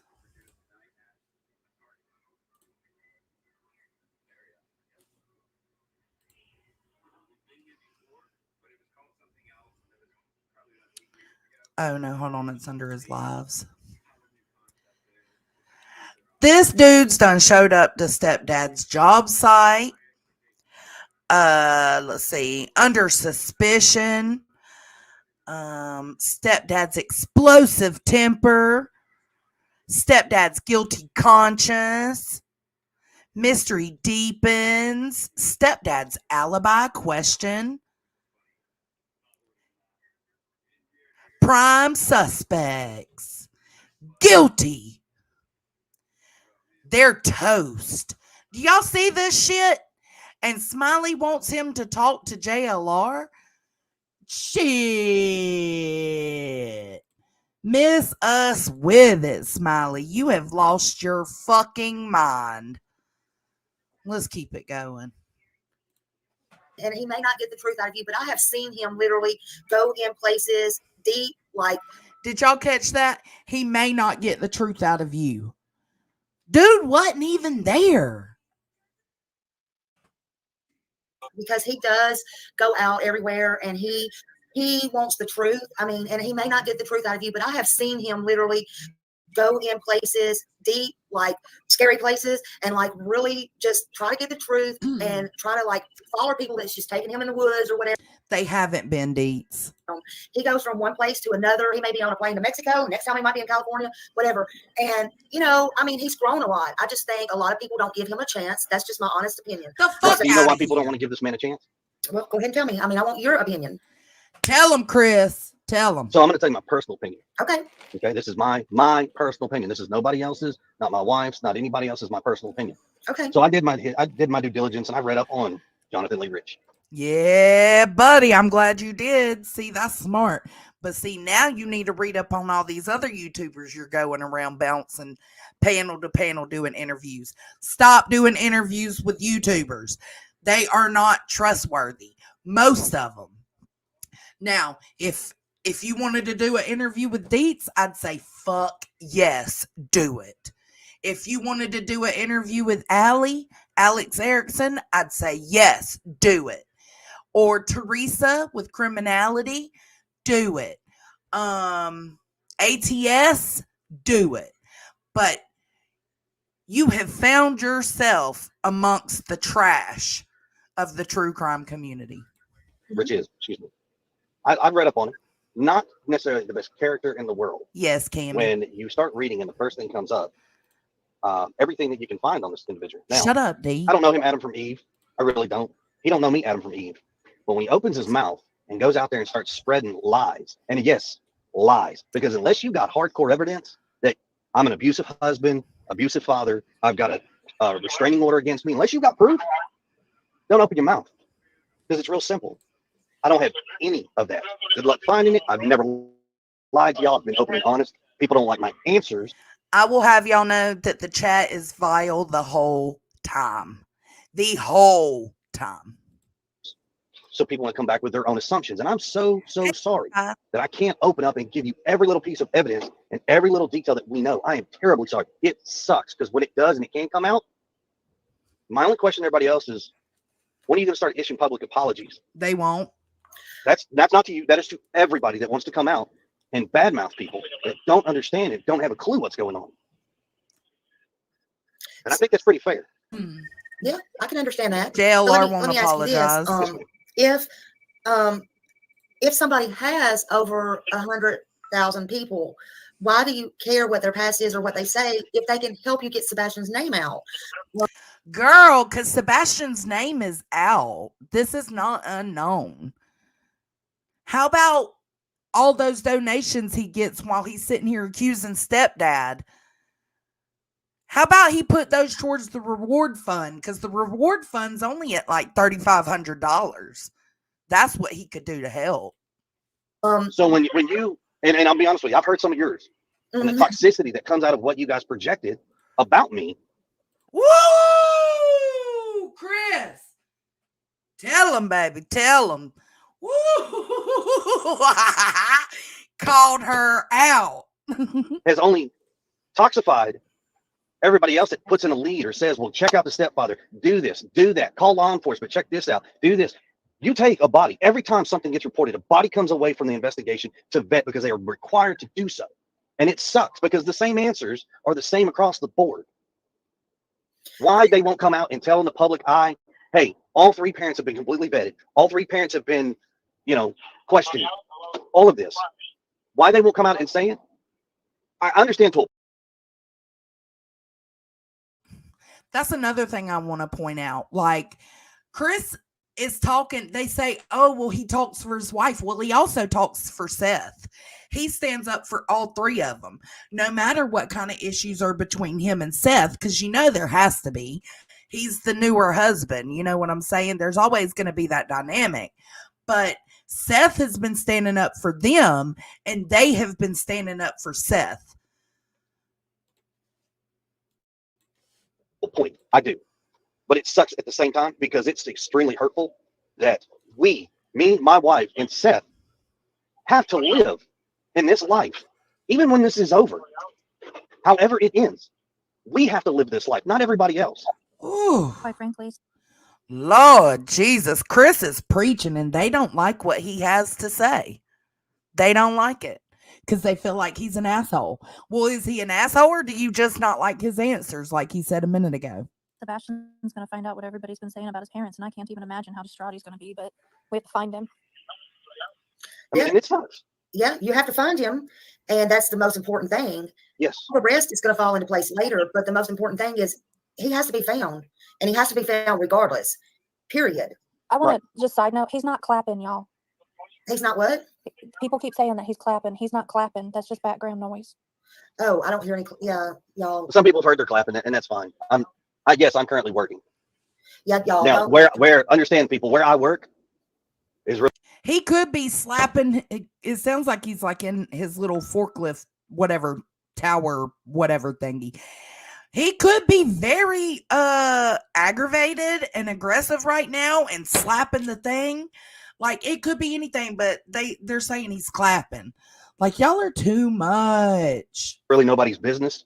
Tell him, baby. And I would hope you would respect that because I'm not this criminal. I'm not this monster that everybody wants to believe. But I do believe in privacy and respect, and it goes both ways. Yeah, I don't feel anybody should be going to anybody's job or anything like that. No, I don't feel anything like that. But as far as but JLR did. But JLR did, Smiley, and you're sitting here promoting them. Seth's mom hasn't helped the focus on Chris. She was posting negative things on him. She can, of course she was. That's the ex-mother-in-law. We got to have some common sense here. Do y'all think my dad's mom would have talked highly of my stepdad? I'll tell you no, she wouldn't, because she didn't. Period. They are, I mean, that's up to you who you speak with or anything like that. I do appreciate you holding up to your bargain, speaking to me. Some of the harder questions, I it has nothing to do with you, but I'm just saying, as far as all that has nothing to do with you. It's just a matter of how I put it to every case that I care about, and there's no reason to be angry about it. It's just something, whether it's me. Of course she is, Deets. And did you hear what Smiley just said? There's no reason to be angry about it. There is absolutely every reason to be angry about it.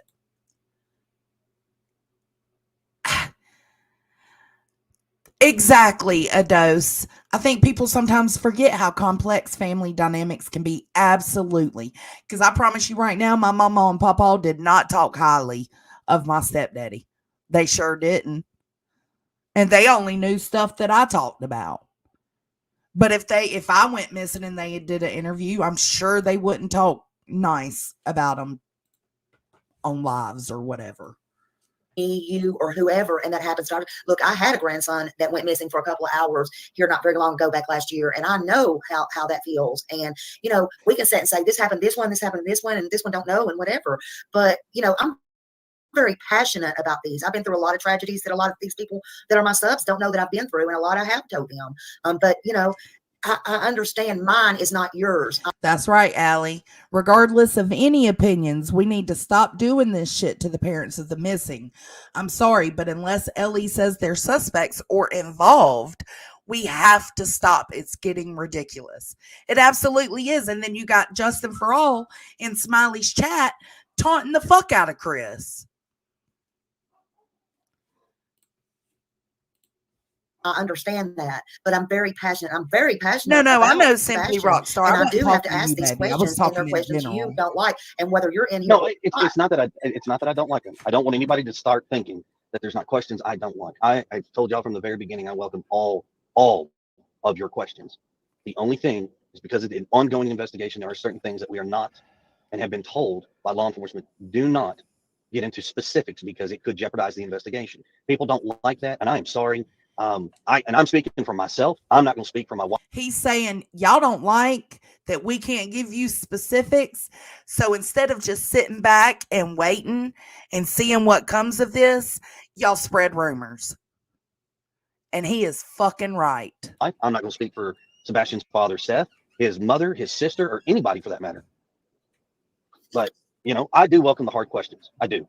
Well, and I'm okay with it. And for the record, I don't have a problem talking with JLR or anybody else. Now, if you're one of these shows that are for profit, you want to talk, you go out and publicly announce it publicly that any money that you make on the show, as long as me and my wife are involved, that money gets directly posted to signs, flyers, or billboards to help find our son. I'll do it.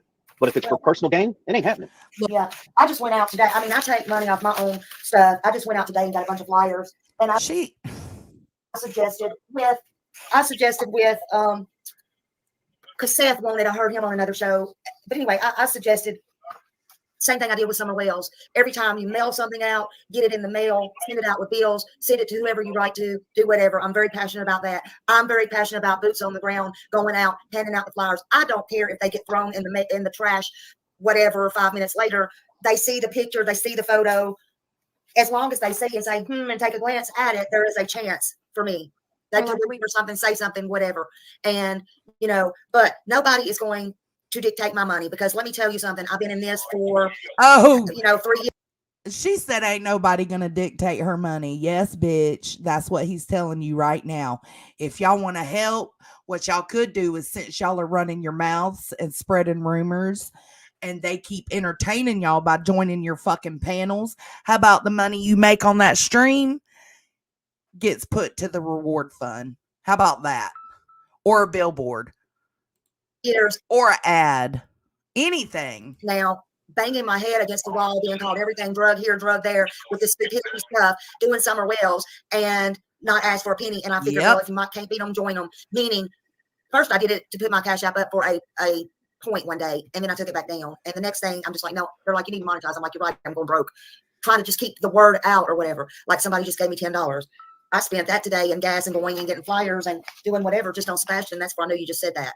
So right, but that you're not monetizing on. You're utilizing it to do something to put it forward. Right. But those people who want to pocket money, on the other hand, I'm not about pocket. I'm not lying in your pockets. Right. No, you know, and I get that. I'm going to be very respectful because I don't want to say it like I would normally say it, but I tell everybody, well, no, because if there's some folks that don't like cussing.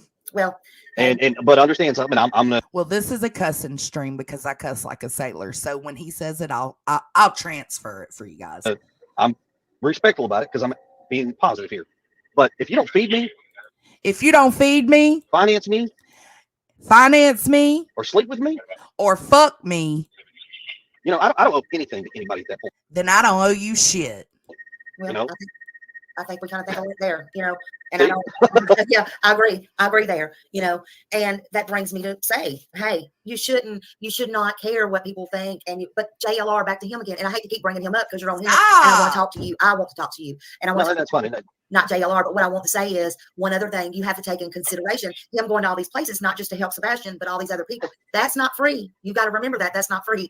So I'm just saying. Well, the families aren't asking JLR to come harass them. Are you kidding me? Dude has went to Chris's job site. And she says, I don't agree with that, but he is traveling around and it ain't free. Well, Aunt Mary can take care of that. I'm just saying. Right, but if I'm on his show, we're talking about my son's case. Mm-hmm. I understand there's a situation of my son, not everybody else's. You know, and I know he's doing his thing, and I appreciate it. What I don't appreciate is some of the stuff he does put out there that he has. When I've asked the guy, I said, "Do you have proof? Do you have physical evidence?" Orion, exactly. That I am anything what you say. Right. And he doesn't. So then keep my name out of your mouth. So he asks JLR, "Do you have any proof for the things you're putting out about me?" Now let's not forget, he's putting out that he went to stepdad's job site. He's putting out that they're under suspicion. He's putting out stepdad's explosive temper. He put out guilty conscience of the stepdad. Mystery deepens. Stepdad's alibi, ? Prime suspects, guilty. Straight up says it right there. Guilty. They're toast. I mean, hello? He also put out that Chris has a restraining order with his daughter in New Mexico. And that was a fucking lie. It was a lie. Now, dude might have a crazy past. We don't really know everything. He may have had 5 wives, but having 5 wives don't make you a murderer, my guy. It just don't. Right. It's real simple. And then you don't want him, like if he does this, because he's there now, so you don't want him. And I don't know, I'm not going to talk to him on the phone or anything. I don't do that. But like, I just like what he does. So I'm just asking because he'll hear this. So are you, and you don't want him to monetize on that, he's talking about your son, correct? Yeah. If he's going to monetize, take that money, go buy flyers, go buy yard signs, put it on the billboards. Okay. All right. I mean, and that's fair. I'm asking, he wants me on the show. That's fine. Don't then do it. I want. So Chris is saying it's worth it to him to go on there and deal with JLR if JLR will take the money he makes for having him on his show and puts it towards finding Sebastian. Do y'all agree with that or not? I don't know. I'm kind of in the middle because I feel like, okay, well, yeah, billboards would be great. Ads would be great, right? Money towards the, what's it called?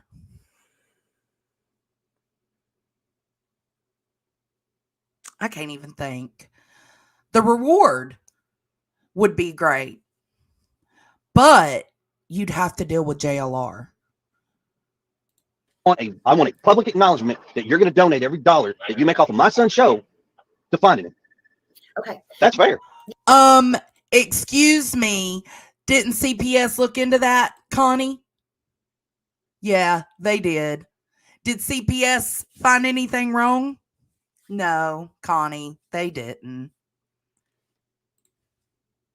Yeah. Okay. And I get that. I get that. Now, can I say one other thing? Because Yes, ma'am. before we kind of get started, and Yes, ma'am. the only reason is because fair's fair, and I Yes. want to say this. And I said I would treat you fair, and I will. I try to treat everybody. I do try to treat everybody. Now, It's okay to not have a good feeling about the stepdad. That's absolutely fine. Nobody's saying he's innocent. But you know what I'm not saying? That he's guilty. And I would never put out the rumors that some of these true crime creators are putting out. This is the void of the true crime community. whether I have opinions or I don't, none of that matters. Okay. But I want to say this.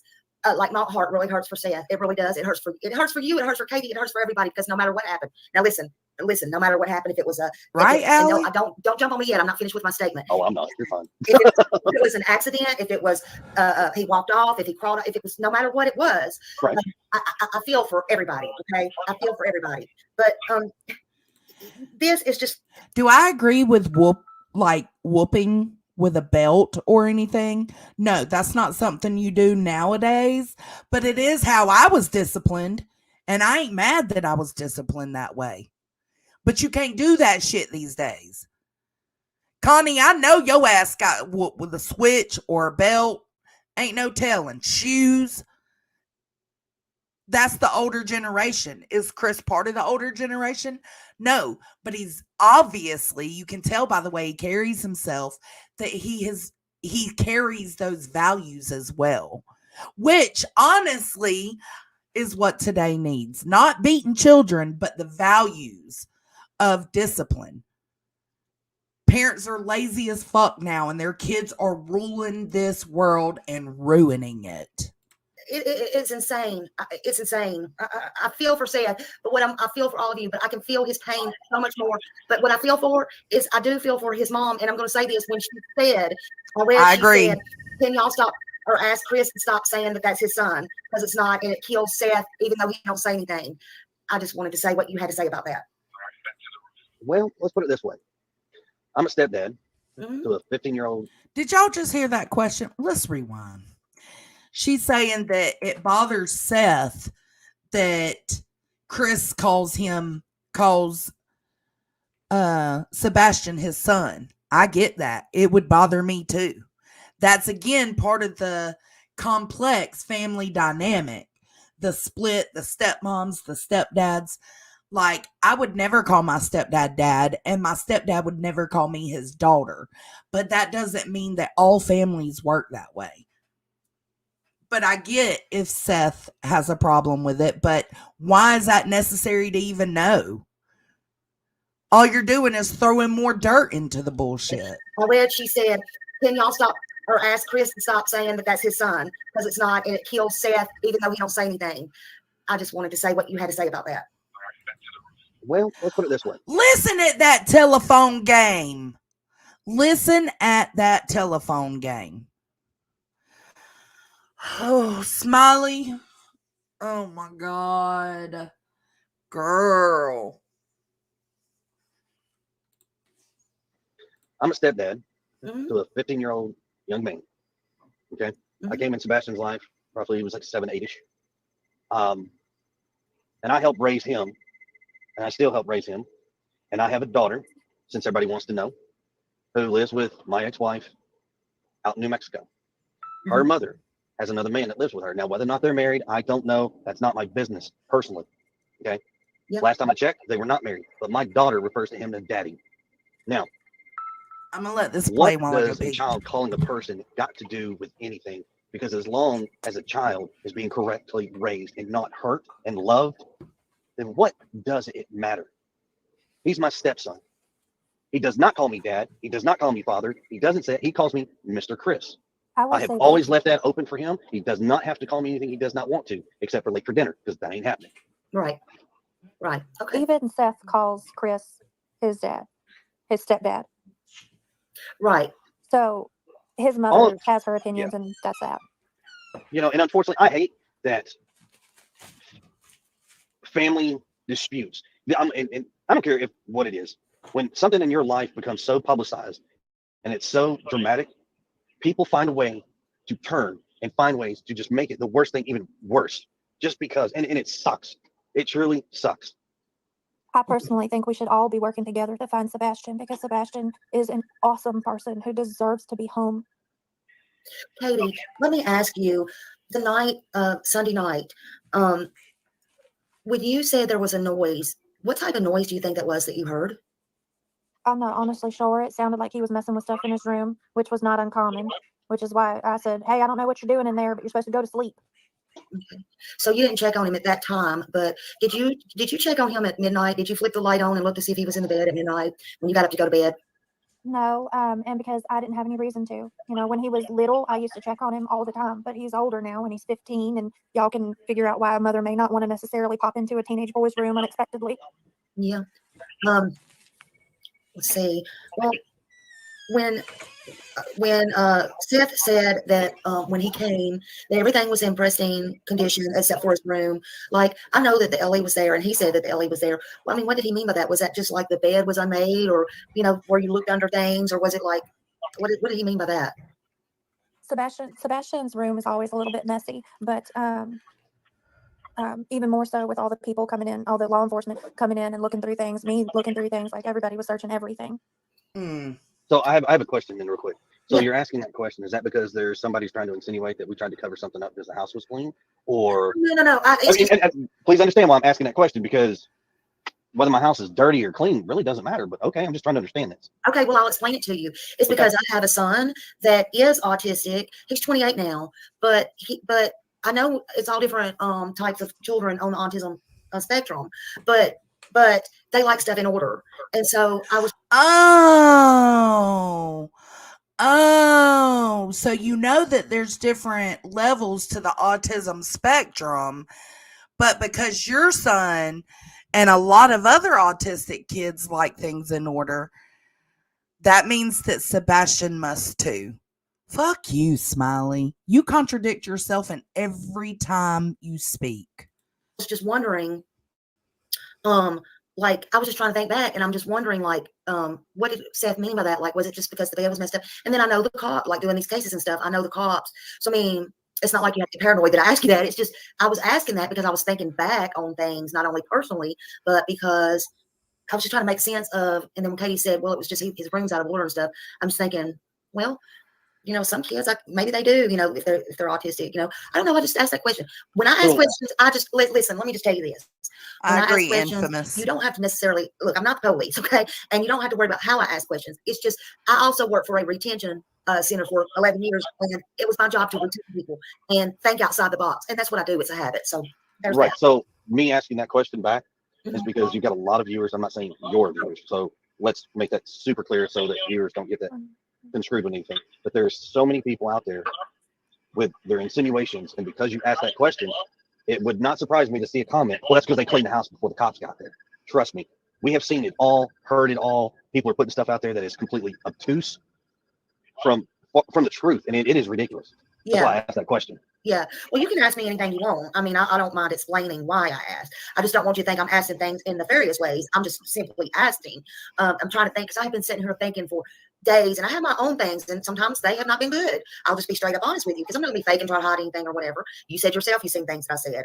I was not too happy the other night when somebody took my question and asked you, and that was a personal question when you said and I didn't like how you answered it, to be frank with you. What did I say? Do you remember what it was, please?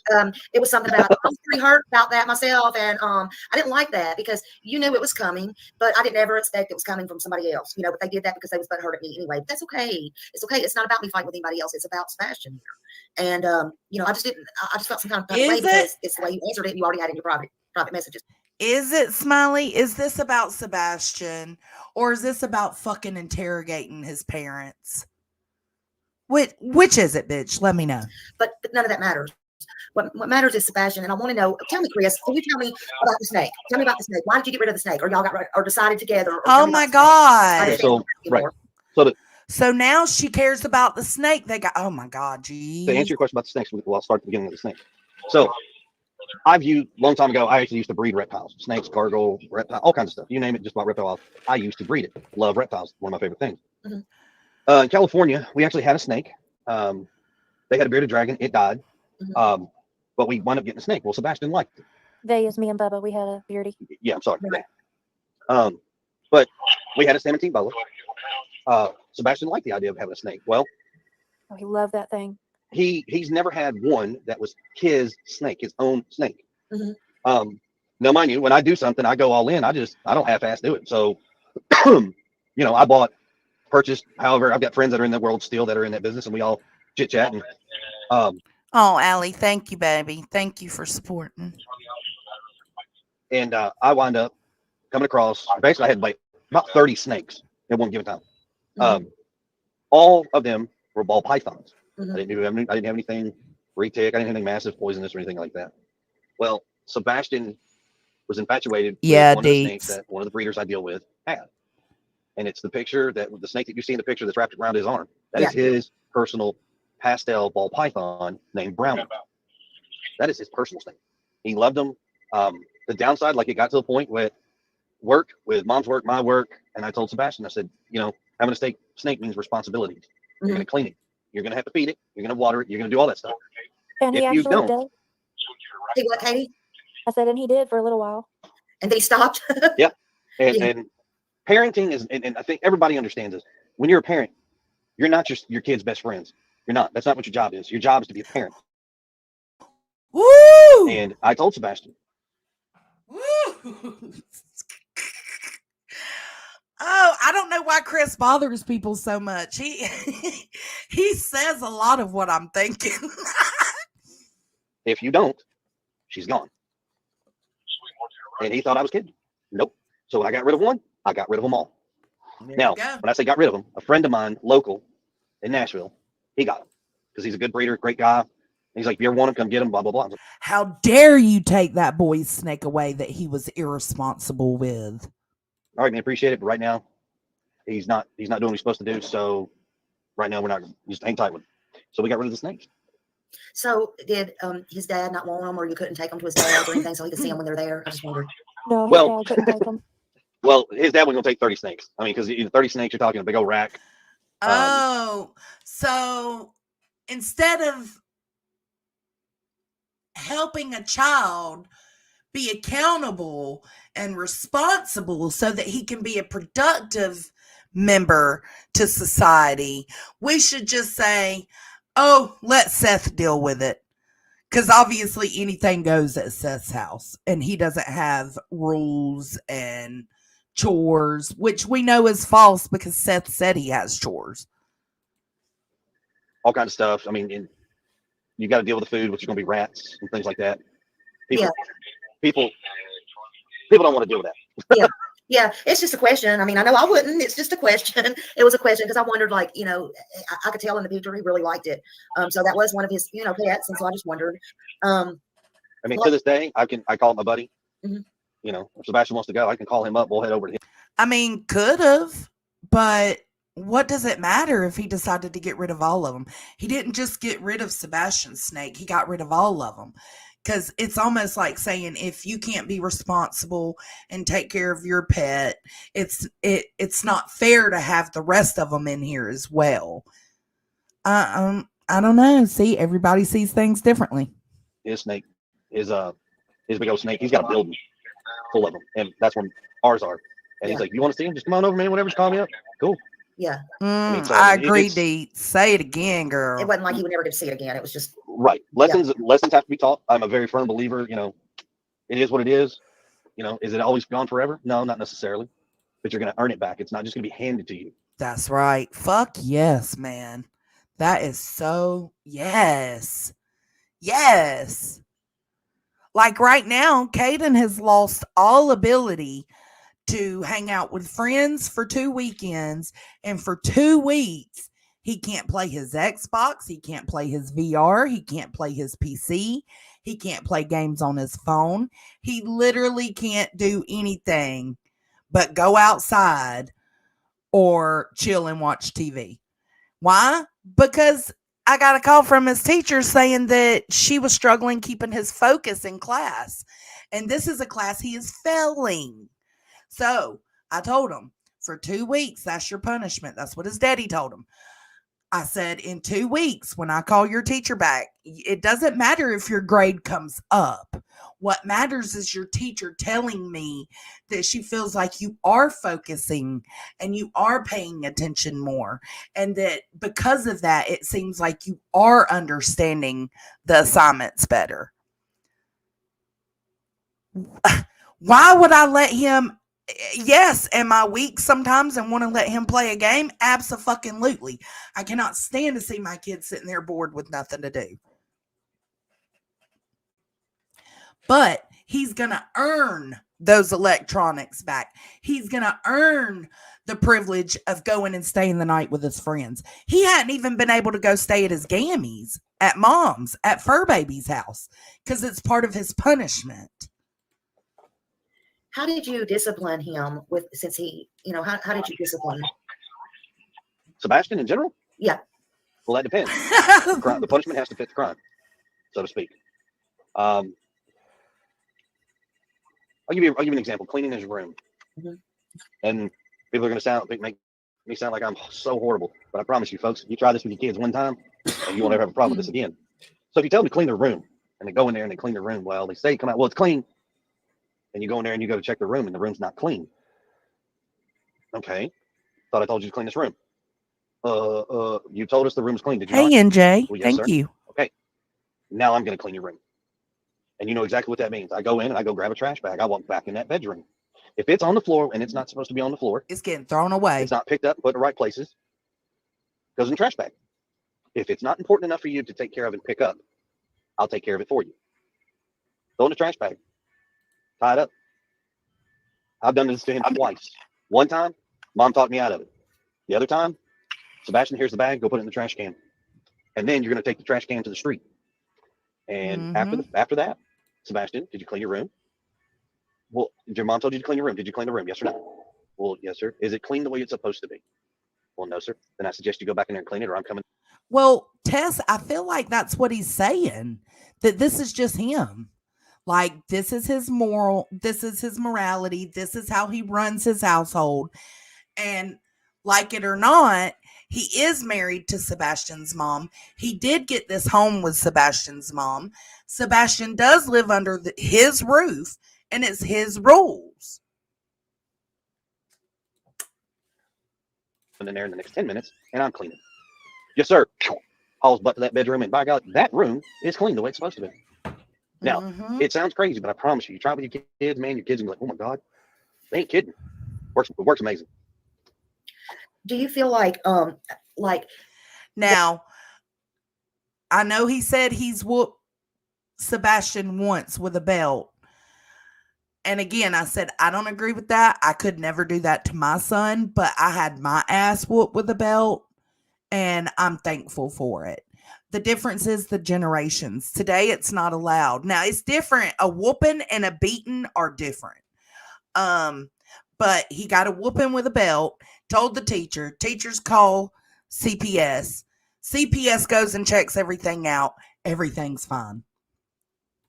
that he was ever a burden at all on you or your relationship, either one of you? Was my stepson a burden in my marriage? Yeah. No. Wow. No. The burden.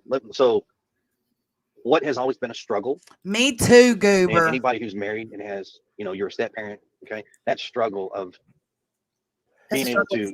Yes, very much. And then you've got discipline on top of it, and what you can do, what you can't do, because you've got the other parent and this parent.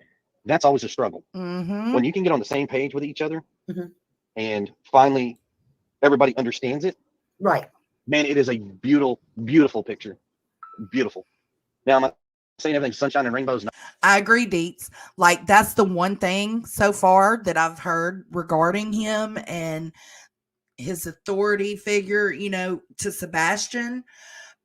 I don't agree with it, but it doesn't mean he did something to this child. It's a huge jump. No, it's not. Right. But it ain't high tides and tsunamis either.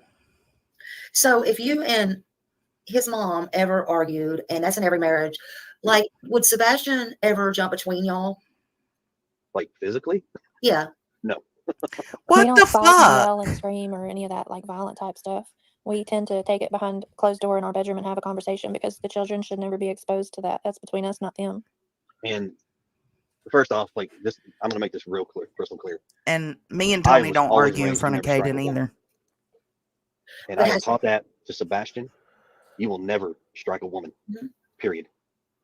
And I'm not accusing you of so, but again, Seth has said that Katie, and again, I'm sorry, Katie, that that again there was a time, and this is a long. People can change, but again, it's been said that Katie has struck Seth, and that again, that's a long. I wasn't there, so no.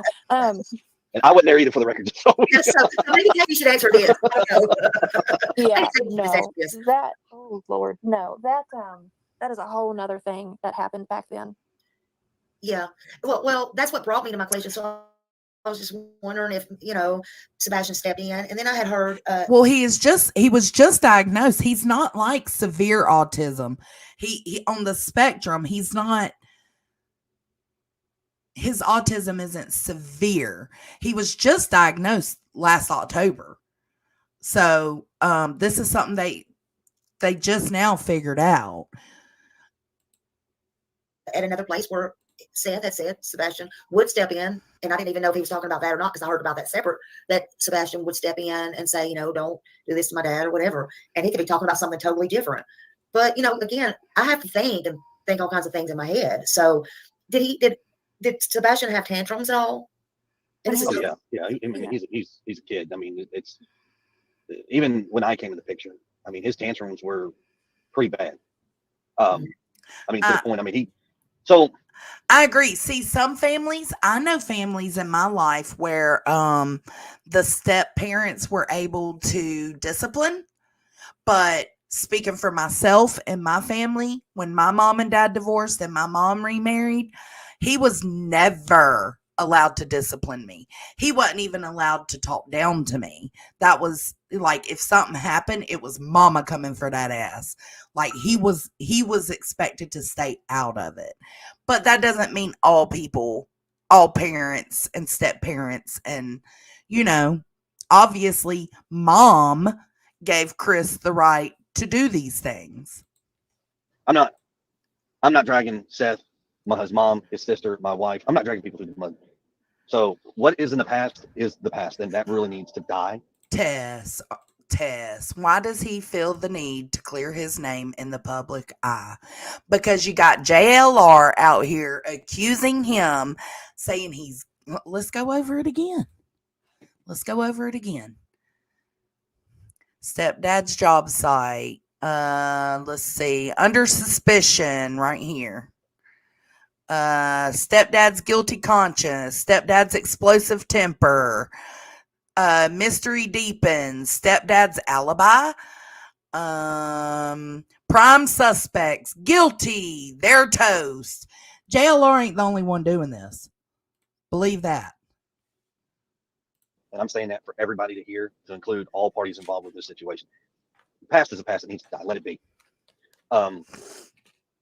Good morning, but Claude. at the same time, they keep saying who's Rachel. So you want to answer that before you tell them yes, to pass yes. on? Okay, so I got no problem. Rachel is my third. I didn't know about Rachel. So No. So here, I'll make this easy for you. So I've been married 5 times. I'm on my 5th wife, and she's going to say you're final. So let me make that clear. She's probably going to yell at me later that I didn't say final. But I've been married 5 times.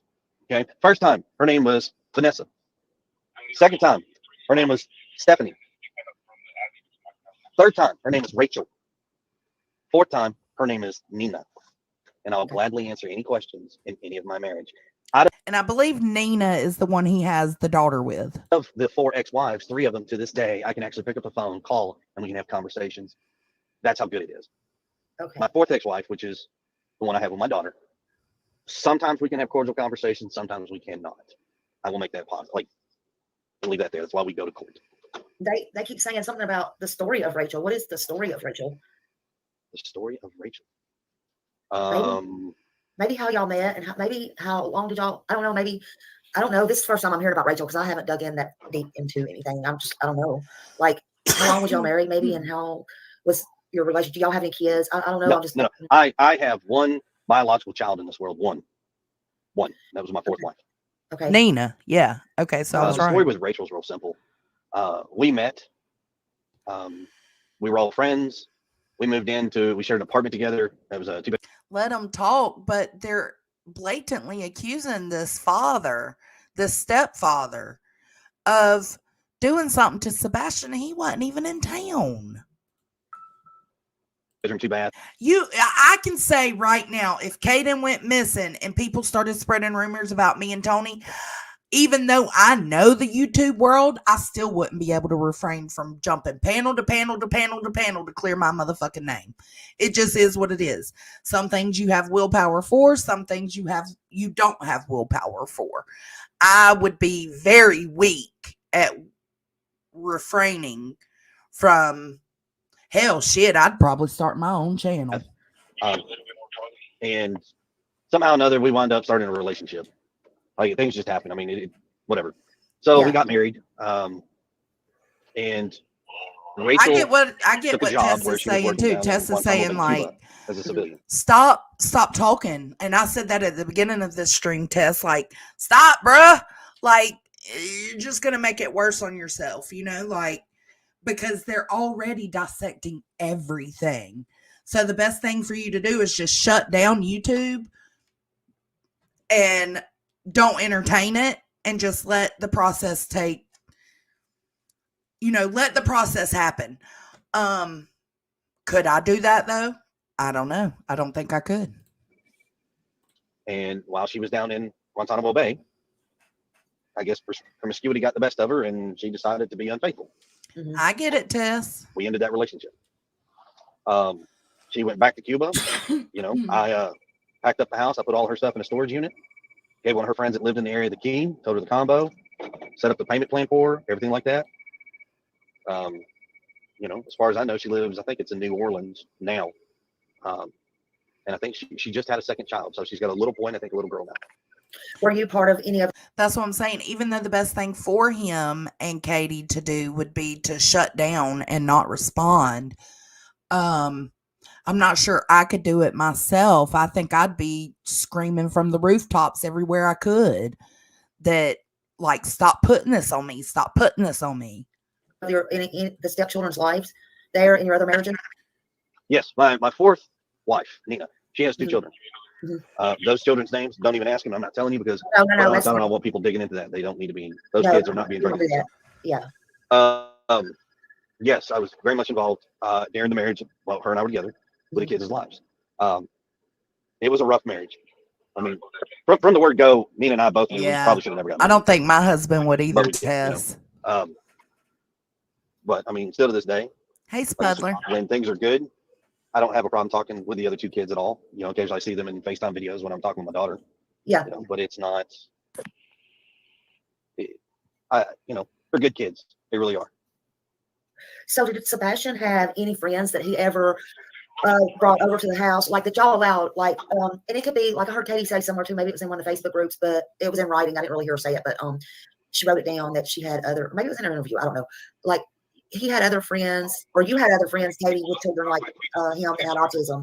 So did you ever have play dates, I guess is the right word, where you tried to get him together with other children like that, or maybe that was invited over to your house? Or can you give me a day, like, what it was like for him? Oh, that's so true. Madeline's mom isn't talking, and look what's happening with her.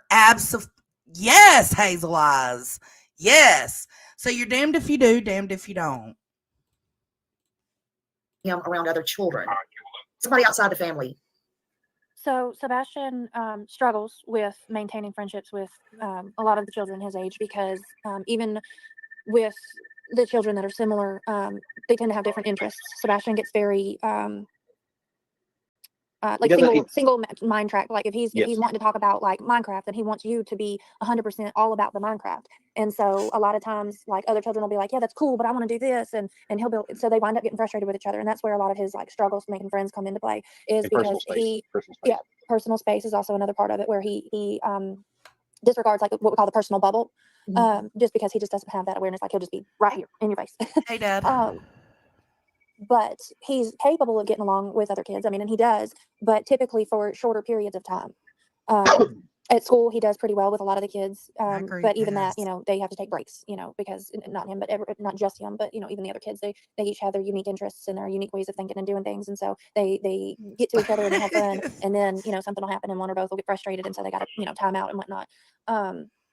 You know, we have met some kids, especially like, because I like to take them out and go do things, especially in like public settings like the festivals and bowling and stuff like that, to get them out and get them, you know, it gives an opportunity to interact and work on those like kind of social skills and meeting people and being appropriate when meeting people, responding, you know, with appropriate emotions and stances, you know, like if someone's being polite and says hello to you, to match that energy and not come at a different energy, you know. And we have like a scale that we work on, you know, like, what is the problem that's frustrating you? You know, is it like a 0, 1, 2, 3? And then, okay, well, what's your response to that, you know, type thing. So, yes, he does interact with other children and people, but he struggles to form those like stronger bonds with people.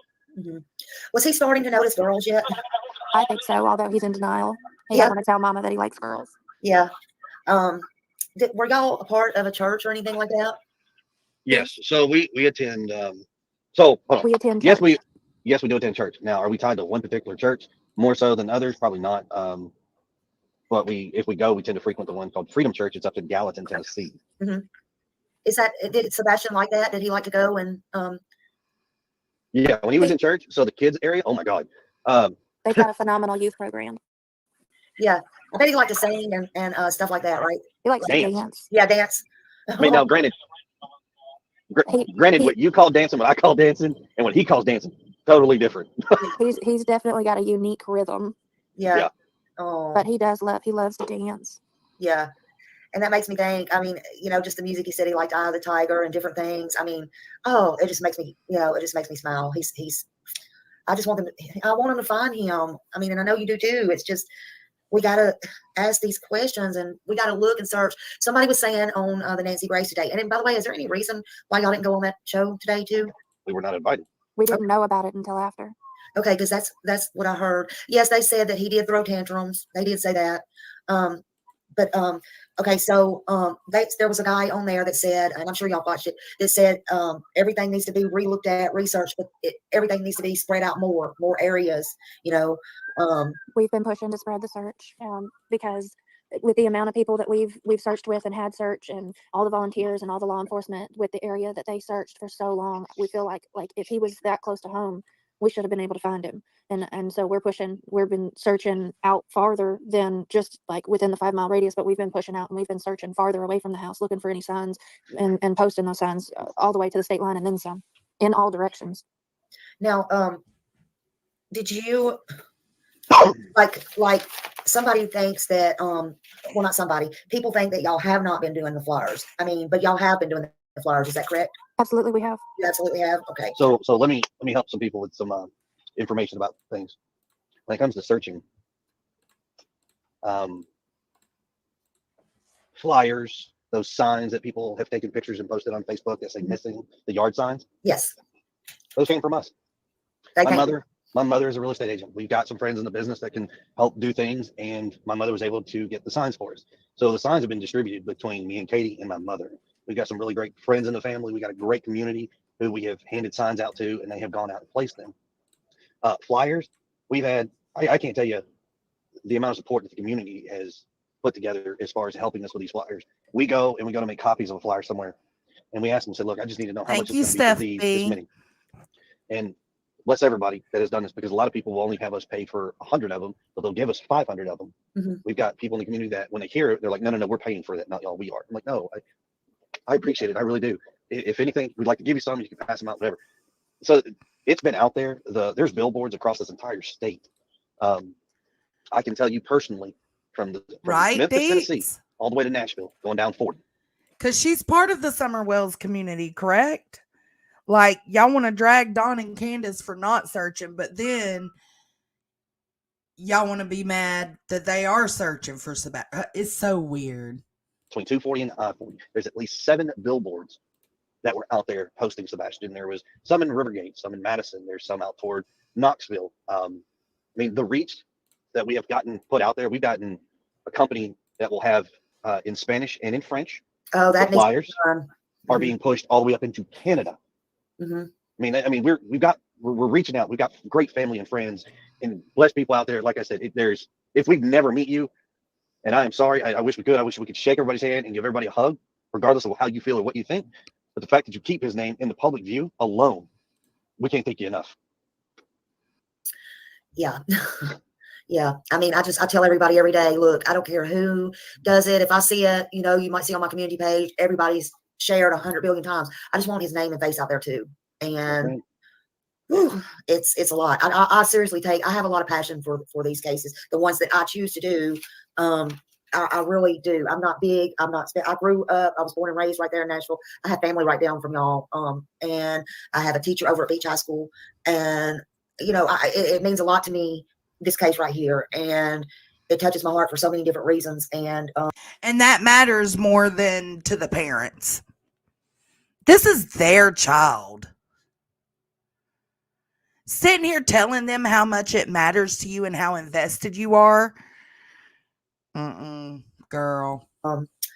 It makes me want to cry right now. It does. You have a beautiful son and a handsome son, stepson, son, whatever you want to call it, Katie. And sure do. It breaks my heart. It does. I can't tell you. I'm nobody special. I just get on here and I know how to use my mouth, and I think outside the box, and I will keep his name and everything out. Well, if you don't mind me, so thank you, Gina. I don't know how to say this. We again, love like, you please too. forgive me because it's going You're to sound fine. Say it. Say it's it. going to sound very jerkish, but I don't want softball questions. People wanted to ask me the hard questions. By golly, let's get these hard questions out. Yeah. Sorry, but I just. Well, let me start. Okay. Have you ever had CPS called on you before? Yes. Okay. And you don't have to go into it elaborate or anything like that. That was a question that I had. And that happens, sometimes, especially when you have a child who is, has special needs and stuff. That's hard. I'll be honest with you. I've had CPS called on me in 2 states, Mm-hmm. New Mexico and Tennessee. And and did that include with Sebastian?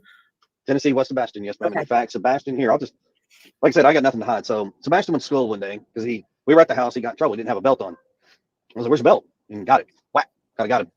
So he goes to school and he tells the teacher. They're mandatory reporters. So the teacher reports it. Mm-hmm. That afternoon, CPS shows up to the house while we're actually sitting down to eat dinner. Now, mind you, 15-year-old child, he's not real happy because he's in trouble. So he's being punished. So he shows, he makes a report. They come to the house. And the lady who comes to the house is the same lady we've had. She's had a case before. Now, the case that was before was something that didn't even happen, and it's like 3 stories that were shoved into one. When they finally got it debunked, they were like, "Oh, he got so mixed up in telling one story, it mixed into 3, and it caused a commotion." Well, they canceled that out. So the one on me, she shows up, and I said, "Hey, how you doing? It's her again." She's like, "Oh, hey." She's, "Hey, I'm already don't." She's like, "Don't tell me anything, but I'm gonna tell you what I know happened." And I said, "Okay." She goes, "Boom, boom, boom." She told me exactly what happened. I said, "Yes, ma'am." She goes, Me "Oh my too, God." Deets. I said, "Yes, ma'am. This is how it's been." Sebastian thought by telling on me, making it sound like I was so horrible. Oh, you cut out. You cut out just a minute. You cut out. Oh, there you go. Okay. That I was going to get in trouble over something stupid. And I was like, "No, Sebastian, you got punished, man. You got punished." And he was like, but. And I was like, "You got punished." And the lady took him outside. She goes, "Sebastian, just because you get in trouble and you get punished, you need to understand when you go and you say things about people and you lie and you fabricate things and you make it sound worse than what it is, sir, you can get in trouble for that." So that happened. And the lady was like, "I am so sorry." And I said, "No, he's just a child. He's upset. It is what it is. I'm okay with it." Mm-hmm. He sat that back down at the dinner table and was like, "See, eat your food." And we went back and everything's been fine. Yeah. That girl wants to know, what was he wearing when they went to dinner? Maybe he returned, if it was his favorite place, I guess, to the restaurant. Katie, you remember? We may have lost her. Oh, oh no, yeah, she's been going in and out. Okay, we'll say that. I'll just leave it up there so I don't forget or whatever. Was there a life insurance policy on him? I know people's been wanting to ask that. I'll just get that out of the way. Not that that's any of our business, but I guess if it has to do with them missing, that's why they want to know. It's just a simple yes or no. We don't have to go into whatever. And that could be for if you know whether he's got it from his real dad, you, or anybody. I'm just saying. Does anybody know if there's one floating around out there anywhere? Supposedly, Seth has a life insurance policy on him. His biological dad does. I don't know if that's true, but he works for the sheriff's department. He very well may have it. His father has one on him. Okay. There you go. That's good enough. Now, oh, Chris just dropped off again. Let me see if I can put this back in here. Sorry. And he may be back too. Let's see. Paste. I'm sorry. I have to do it. No, for clarification, no, I did not allow him to beat my son with a belt. He did not beat my son with a belt. So ridiculous. Thank you, Granny. Okay. Josh wants to call in real fast. Let's see. Hold on a minute. Okay, hold on. Just call. Josh.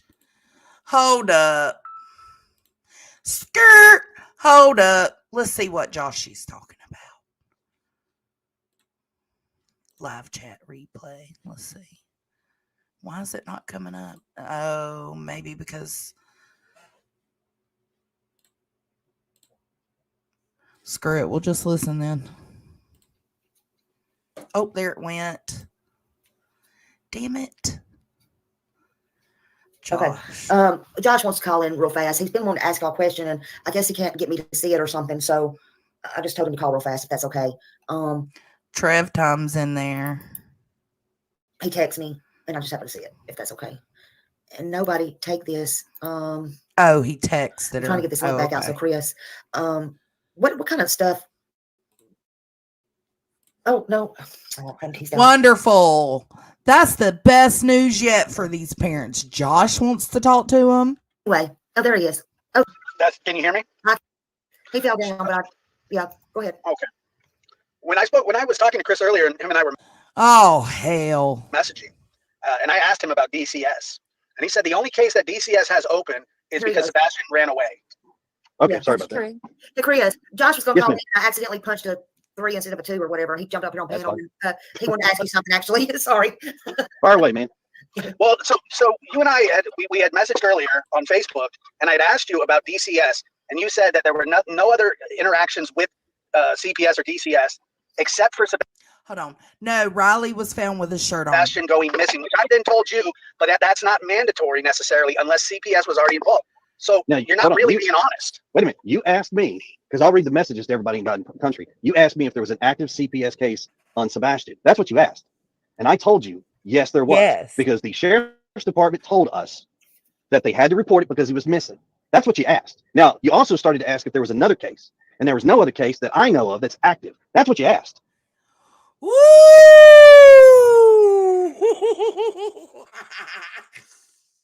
That's true. Smiley asked about CPS. He said he's had a case in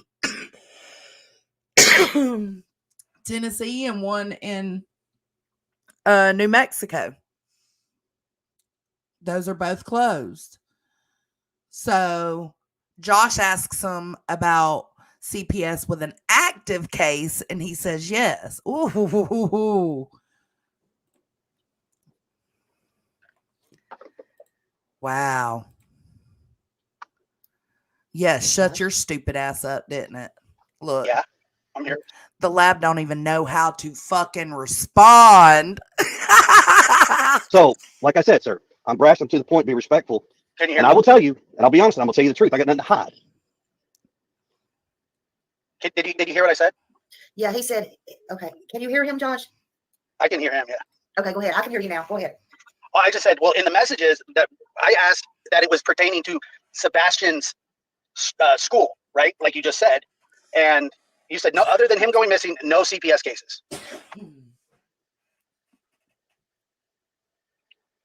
Good morning, Earth. What did he just say? I don't know. I can't hear. Missed that. Maybe that.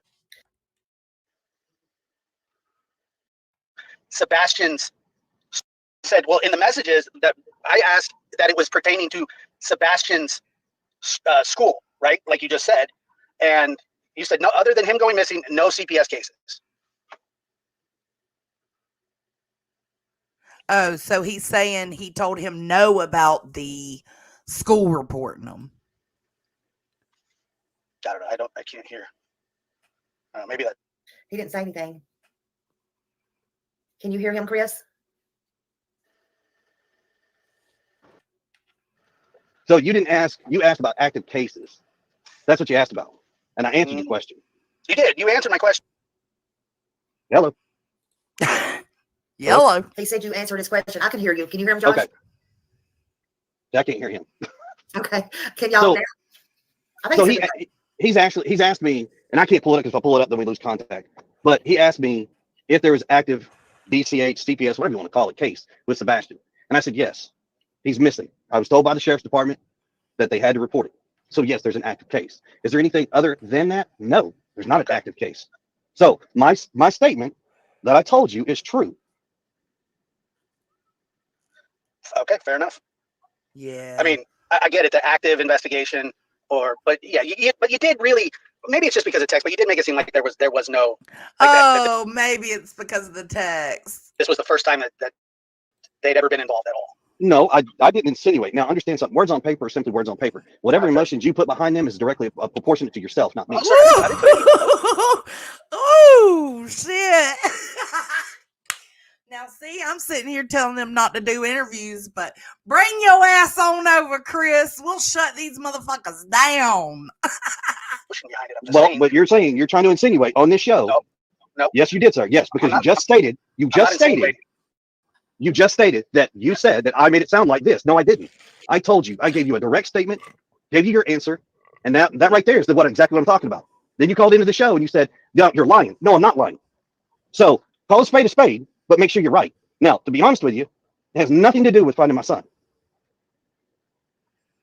You don't think that you don't? Okay, all right. Well, look, man. How does CPS have to do with anything finding Sebastian? Because if you're insinuating something, well, you said they opened up an investigation. You said they opened up an investigation. So you tell me what it has to do with him. Because what did I tell you? That's what you're not listening. The sheriff's department told us that they are required to report it to. Yeah, Josh, open your listening ears, punk. DCS, CPS, whatever you want to call them, they are required to report it to them. That answer has yet to change. It hasn't changed any of the slightest. And okay, so okay, I get it. So it's the only open investigation. Thank you. You're welcome. What's the next part? Oh, shit.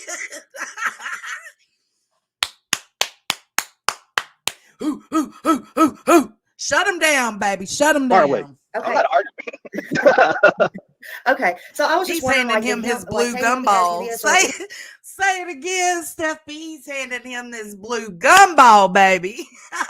Anybody can answer. So, like, Look, Josh left. y'all were at home Boom, alone, like because Chris works out of town a lot, and this is, I just wonder, like, I agree, Solo. My stepdaddy would never punish me, but it doesn't mean I have my aunt and them. Okay, let's use that for an example. It wasn't allowed for me, right? The only one allowed to punish me was my mama. My stepdaddy was never allowed to punish me. He couldn't ground me. He couldn't whoop me. He couldn't do nothing, but mama could get that ass. But see, my aunt, her 3 children with the man, their stepfather acted more in the father role for them. So he was allowed to punish them. So are we saying mom's right and she's wrong, or does it just depend on the family dynamic? I don't know. would Sebastian know what to do if there was a house fire? Like if it was just you and him? Thanks for does he know joining, how to handle all that Careless. kind of Welcome to the emergency hippie stuff? hut. We have gone over it with him several times, talked about like what to do in case of an emergency, calling 911, run into a neighbor's house to ask for help, known friendly neighbors, how to get out, if a door is No, Dad never got my ass, but Mama did. locked and that type of thing. So yes, he should, assuming that he, is able to think in a sorry, I'm losing my, like in a panic, like if there's an emergency happening. But yes, we have safety plans that we've gone over as far as like getting out of the house in case of fire and how to get a hold of someone in an emergency. Okay, so if there was an emergency, would he run out of the house like that barefoot, or would he throw on his slippers? Do you think, because they're by the front door? Honestly, it could go either way. I know his dad said that he hasn't seen him go outside without shoes on since he was 2. But I, however, have had a different experience with Sebastian where he does go outside without his shoes on. There's been several times where he takes the trash out in his socks, and I'm like, dude, you got to put shoes on. Yeah. But if he's barefoot, I mean, just because he doesn't like being dirty doesn't mean he's not going to go outside barefoot. It means he may go outside barefoot, but as soon as he comes back in, he's going to clean his feet off. I'm the same way. I don't like dirty feet. I don't. But I walk barefooted all over the place, and then I clean my feet every time I come in.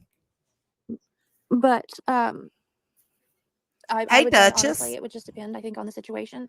Yeah. So you have a padlock. Is that what you said earlier, that you have a padlock on the, like, I forget what they're called, but where you put the code in, a code lock? Yeah, not a padlock. I mean, yeah, I didn't mean a padlock. I'm sorry. The code where you put the code Yeah, in. yeah. Mhm. Yeah. So would he turn around if he left and actually put that code in? Do you have to put the code in to lock it back? He locks the door behind himself every time he goes out it. Okay. All right. I'm just trying to think. Is there anybody I don't know if y'all have housekeepers or what, is there anybody you Me can too, think of? Lacey. And I know I'm sure you gave it to the police that might have had the combination that could have come in while you were asleep that the dogs would Yes, not be alerted Brittany. to or anything like that. The only people that would have access to my house have all been interviewed. Okay. Oh, man. I don't know. And not only that, but if somebody had been in by the Hey, front door punching TJ. the code, believe it or not, no, it's not super clear, but you would have seen a shadow or figure Yeah, that's what I would think. based on, something would have been Infamous, I visible know. because one of the lights is still visible from that green camera from across the street. Yeah. That has been, like I said, every video, and I've said this through Facebook, everything in the neighborhood. Okay. See, I'm about to have to go back to work in about 40 minutes. So we're going to try to get through this, but I will come back on tonight and we can go over Justin's stream if y'all want to. I'll put a poll up. Yeah, I couldn't talk to you enough positive about my neighborhood because anybody had cameras voluntarily gave up hard drives, flash drives, access to clouds for them. They've let people go in and search their houses multiple times without needing a warrant or a subpoena or anything. They've just openly done it. So, I mean, that's why it's so difficult right now. Yeah. Now they come out and I know this is part of the investigation, so you may not can answer this, but it was public because we saw them with our own eyes. So they come out about 11 times, counting the backyard where they took pictures. Okay. So did they come in and check as well? The 11 times, or did they do forensics like a luminol or anything like that? No. No. That I can answer. No, they haven't done that. We actually, Katie and I sat down at our table in our dining room, and that's basically where everything conducts itself. We sat down with them in the dining room, and I asked them flat out, I was like, what about fingerprints? Mm-hmm. I mean, can we not take fingerprints? What can we do? Can we check this? Can we check that? And they said, no, and they explained why fingerprinting would not necessarily be where they would get a hit, was ridges and things like that compromise the fingerprint. Yeah. And then he goes, despite TV and the movies, that stuff you see is not necessarily true. I was like, okay, well, that's cool. I just, they said, think of anything. Well, we were thinking and asked them, how about this? And how about that? What about this? What about that? And we got shot down. Yeah. So, is there or is there not a couch in front of the back door? No, there is a couch in front of a door. In front of a door. Okay. I was just wondering, so can he get out the back? Okay, so he can go. Is there an exit out the back of the house? Yes. That's unobscured from anything? Yes. Okay, but what I'm asking is, how did you know that he went specifically out the front door? Right. What made right, you maniacs?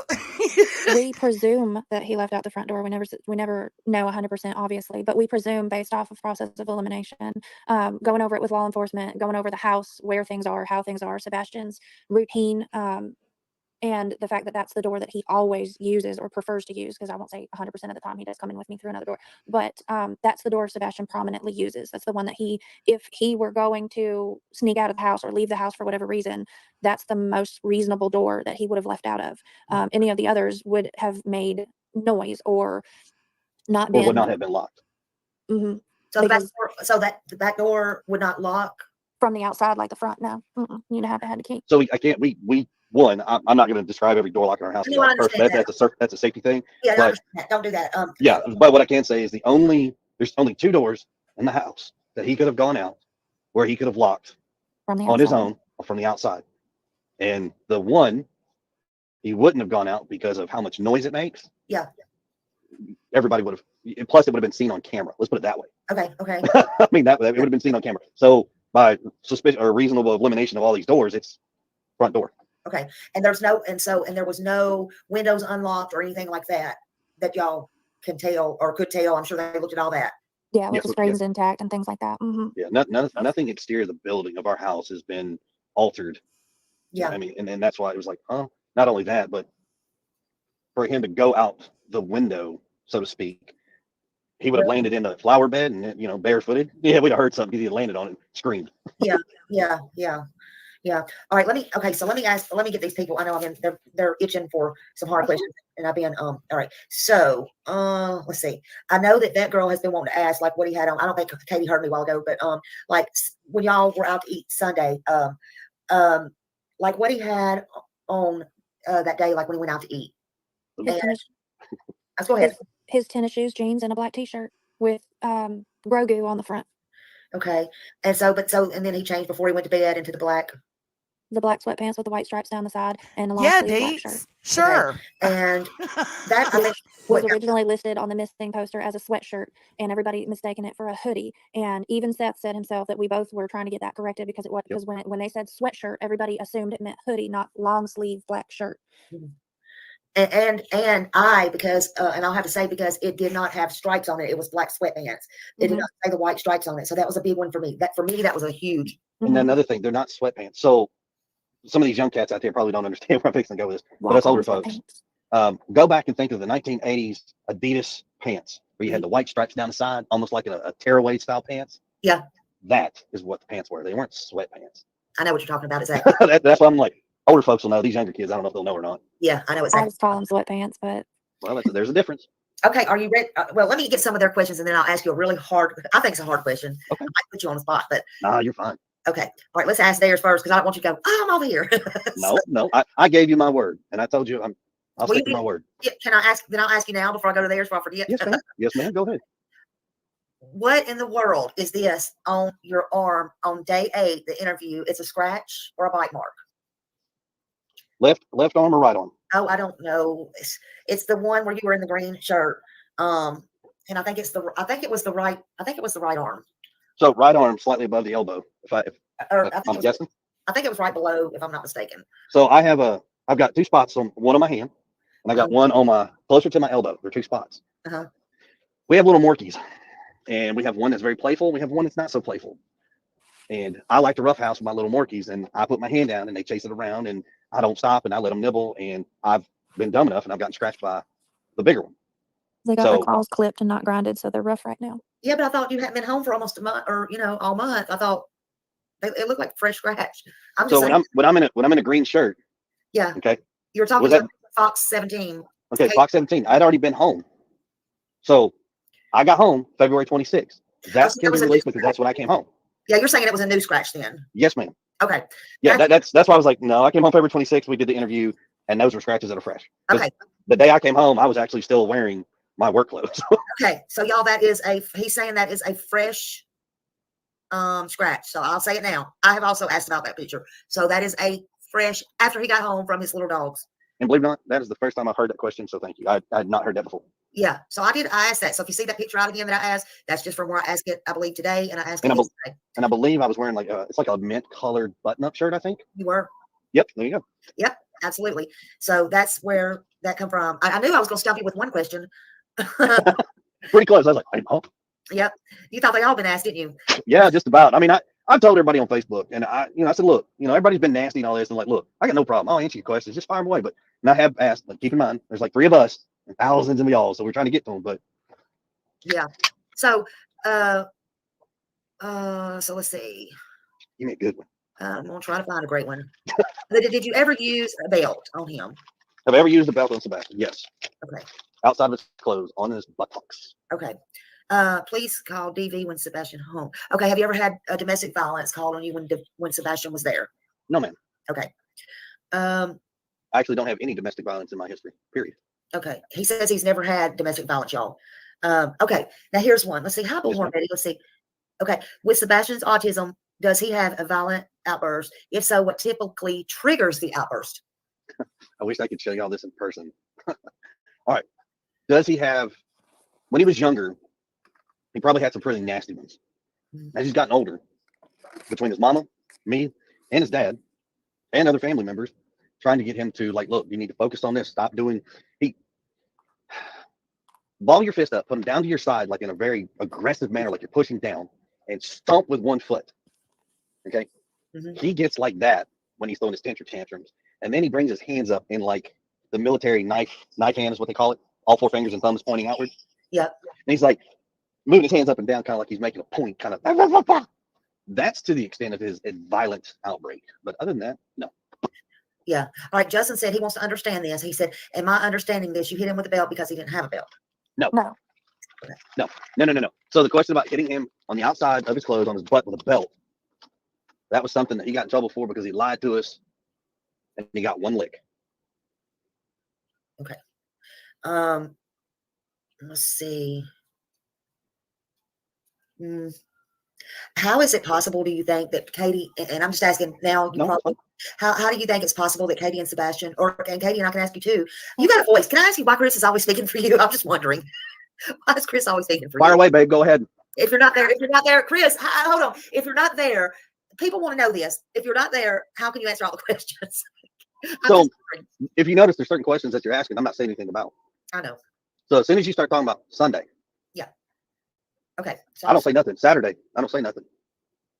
But anything after that, from the 6th, from midnight to 6, okay, being on the phone with her prior to, yeah, I can answer those questions. Okay. And just so I told somebody this before, my wife has popped off to somebody on Facebook about it.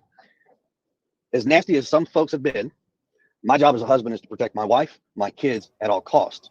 And I will stand in front of them, beside them, wherever they want to be. I agree, and take all the Blue. hard hits. I'm tired of people dragging her through the mud. I'm tired of seeing the stuff that they say about her. Say it Me to too, Kim. I'm okay with it. Say it to me. Leave them alone. Be nice, be respectful, be courteous, and think about a woman whose heart's broken because her son is missing. If everybody would just take a step back for 1 second, go look at your kids and realize you got a kid. Your kid's at your house right now that you can walk up to. They may be in the bed sleeping, but you can walk up to them, give them big old hugs and kisses, tell them good night, and enjoy the moments. Right now, there's 3 parents in this world. Well, more than 3, but right now for this situation, there's 3 parents that cannot do that. So forgive me for standing up and being my wife's rock and foundation, because that's what a marriage is. That's my job. Okay. But we do love all of y'all. Doesn't matter. We still love you. Baby, if you want to answer, go for it. No, I don't She don't even know what to say because it's awkward as fuck. understand why it's a problem that my husband helps talk. I mean, I get that y'all want to hear my voice more, but honestly, half the time it's because I'm crying or honestly, I don't have words to explain what I am anymore. Listen at the defeat in her, the exhaustion in her. It's different. This was his stepson. He is not anywhere near as connected to Sebastian as his mother. It's okay. I just wondered. A lot of people was asking that. I'm sorry, I was trying to read this. A lot of people was asking that, and just might as well ask it. No, and we appreciate it. We said thank you. Let's see. All right, y'all. Let's see. Oh, what did y'all like to do together as a family when Chris was in town and y'all were all together? Like, what was your thing? Did you ever have a short mini vacation on the weekends? Did you go? I mean, what did you like to do? Oh, we do all sorts of stuff. He loves Top Golf, so we like to take him there. Dave and Buster's because games. Yeah. We've got a few really good parks in the area that he still enjoys going and playing in. Hiking. We do hiking. We go bowling. We have in the summer a family member with a pool, so he absolutely, utterly loves going over there. And we do game nights. He loves playing cards. Uno is currently his favorite game. Did he swim? Like a fish. What was his favorite food? Well, that depends on which day of the week. What day of the week? Yeah. He changes his favorite food probably every day. Chocolate milk has been a long time runner. Tofu, believe it or not, tofu. He's not a huge steak eater, but Not steamed fried. tofu. Not fried and no sauce, just plain steamed tofu and sushi. The boy loves sushi. Yep. He loves it. Did he like going to? Did y'all ever take him to the Japanese places where they made that? Shoguns where they cook in front of you. Yeah. Yeah, Duchess. The way some of these creators are handling these interviews is so foul. So foul. Yeah. He likes it, but he doesn't at the same time because it's so loud and clanky. Yeah. And they use a lot of the teriyaki style sauce. Yeah. When we get his, we kind of have to ask, like, hey, can y'all scoot from where he doesn't like condiments that much. He really doesn't. Yeah. Yeah. I feel the same, Boo Berry. What time That's did you get home exactly on what I Monday? Do think. you remember? I want to say it was. Well, hold on. Let's see here. One something, I think. Yeah. And then did you have to go back up there and get your camper? I mean, It's so sad, is that what you had to? Y'all had to go back and get that? Somebody had to drive Yes. it back? Or? No. It's a fifth wheel. It's a fifth wheel. Oh, okay. Sorry, I couldn't tell. Somebody was just No. You know, so there's a couple things that Yay, because of this whole situation, Spitfire. I hope families never endure. Right. Without going into great details, I almost lost my job. Over this? Yes, over this, very much. Yeah. And because of that, I was like, well, so I got permission, and I say I got permission. I asked law enforcement, said, hey, Good question, I need to go down, go get my fifth wheel, and I need to bring it home. Because right now, you know, and they said, okay. So we told them what day we were going, and we went down there. We weren't even down there, I don't know, 24 hours maybe. I think we were down there. Yes, Duchess, 100%. Maybe 17 hours, long enough to get down there, finish packing everything up. And also, she didn't go. I was down there long enough to pack everything up. Oh, we're coming back tonight, Rue. We are coming back tonight.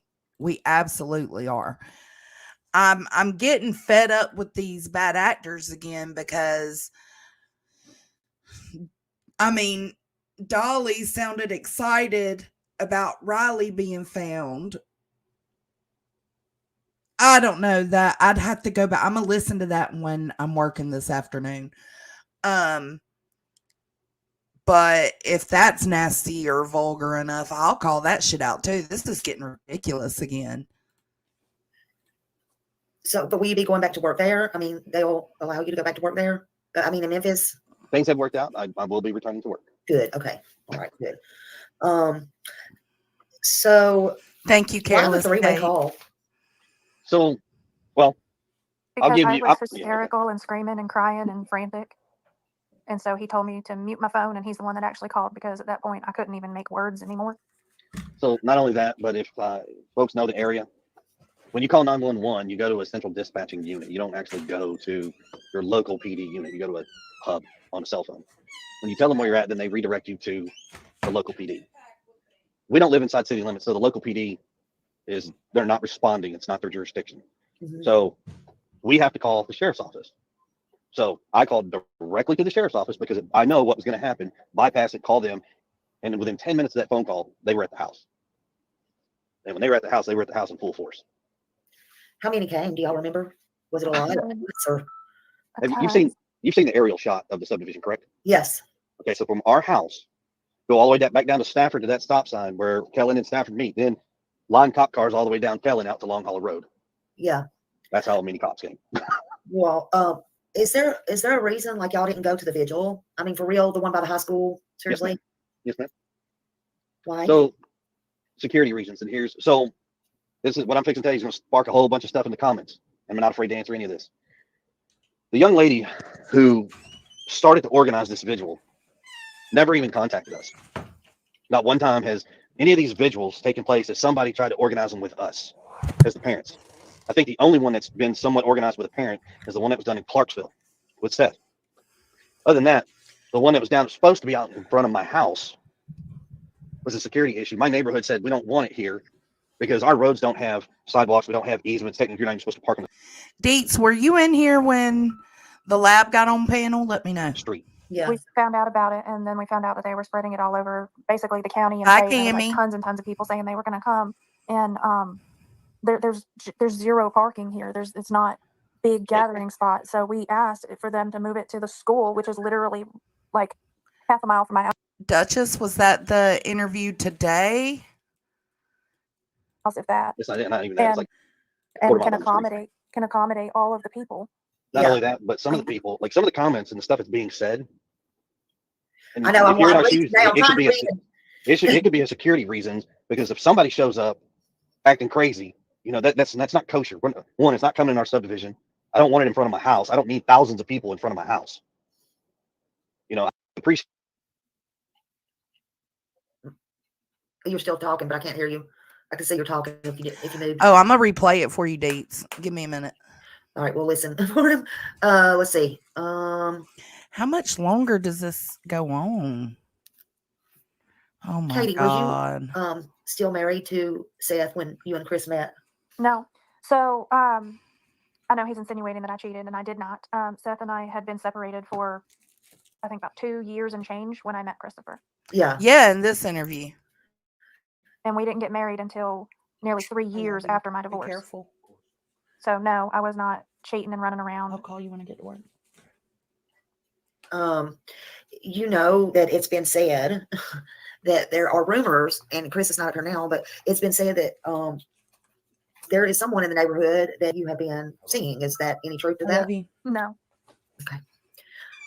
And there was nobody else in the house that night with you? Sunday night? Okay, Just me and my Duchess. son. We're going to go over all this Can you tonight. tell me more about that 3-hour phone call? I mean, is that normal, something normal that y'all did every night? No. So my husband works out of town, as y'all all know. And yes, it is regular that we talk every evening or during all throughout the day. We call each other here and there. We chat off and on. That's how we're involved. And we're our version of spending time with each other because, you know, on a different situation where, you know, both people come home from work at a normal time, you sit down, you have dinner, you spend time with your spouse, and, you know, it's hours of time that you're spending with them. We don't have that physically when we're separated by work. So, we spend it on the phone. You know, we talk while we're having dinner, and, you know, we most of the time the phone's on speaker and Sebastian talks to him and whatnot. But that's the way that we are still spending time and talking about our day. And Yeah, I mean, if it's, you know, every night, I mean, that would kind of get boring to me. I mean, everybody's different, but I just wondered if it was something normal, you know, that y'all did, or it was just that one night, you know, or a couple of nights before or anything like that. I didn't know if it was normal. I wouldn't, I mean, it's not something I would do. So, I mean, I'm not saying y'all don't, I'm just saying, you know what I'm saying? I'm like, mine goes, just go. well, and then that's normal for some people. Not everybody wants to, you know, spend that much time with their spouse, but I enjoy being around my spouse and my husband, and, you know, and I enjoy that he's a part of my life and a part of, you know, the family. And for us, that is our normal, albeit some other people, you know, may not be the same way. You know, not everybody wants to be around somebody all the time, but sometimes, you know, just probably not, being on the Lana. phone, you're just kind of sort of spending time together. But is that not, and I think this is a fair question, I'm not trying to be mean, but is that not, and this has nothing to do with Sebastian being gone, but it kind of does. I'm just weird like this. So, but is that not taking time away from your son that you could be spending with your son? No. Being on the phone? No, because I'm not on the phone during all of that time. I'm not on the phone every minute of the day with him. I'm on the phone in the evenings after bedtime until I go to sleep, that type of thing. I spend time with my son from the time I get home until the time he goes to bed. Yeah. Yeah. I guess I don't know. That's just kind She of. doesn't like the answers. I don't know. A lot of people just find weird. And well, and a lot of people don't have long distance marriages either. So I'm sure they could. But if they were in this situation. Why would. What the fuck? Smiley? Then, you know, maybe they would have a different opinion or point of view. But, you know, I don't think it's weird to spend time with your spouse on a regular basis. Yeah. And what about, and Chris, do you, like, you're off nights, or do you work, do you mind telling, do you work night shift, or is it days, or, I mean, do you mind, is that okay to ask, or? Yeah, no, that's fine to ask. So in my line of work, you really don't have, I would say, a normal set schedule. I'm going to give you an example. So helping a guy out right now till I go back, I'm filling in for a guy. His shift starts at noon and doesn't get off until midnight tonight. Yeah. That's not your normal shift, you know, so it kind of depends. Some crane operators, depends what's going on the job site, determines on like the hours, because if you're doing a concrete pour, I mean, you may be up there for 18, 24 hours. Mm-hmm. I mean, and for the record, because a whole bunch of people just sat back. This interview I is talk weird. to my husband on the phone when I eat dinner, and I do. And I also said not every single day. Most of the time, we talk from bedtime until I go to bed or one of us falls asleep. But I also said that he interacts with Sebastian as well, because he does. Yeah. I don't know, for some reason my chat is not moving and I'm having a stroke. That's why I keep doing that. I don't know why. And I don't know how far behind y'all am. Chat. I don't know how far this is behind, but I'm sorry. I don't know why it's doing that. I'm kind of scared to refresh it because I don't want to lose nobody. Let me try to refresh it. Y'all don't go anywhere. I'm sorry. I apologize. Let's see if it reloads.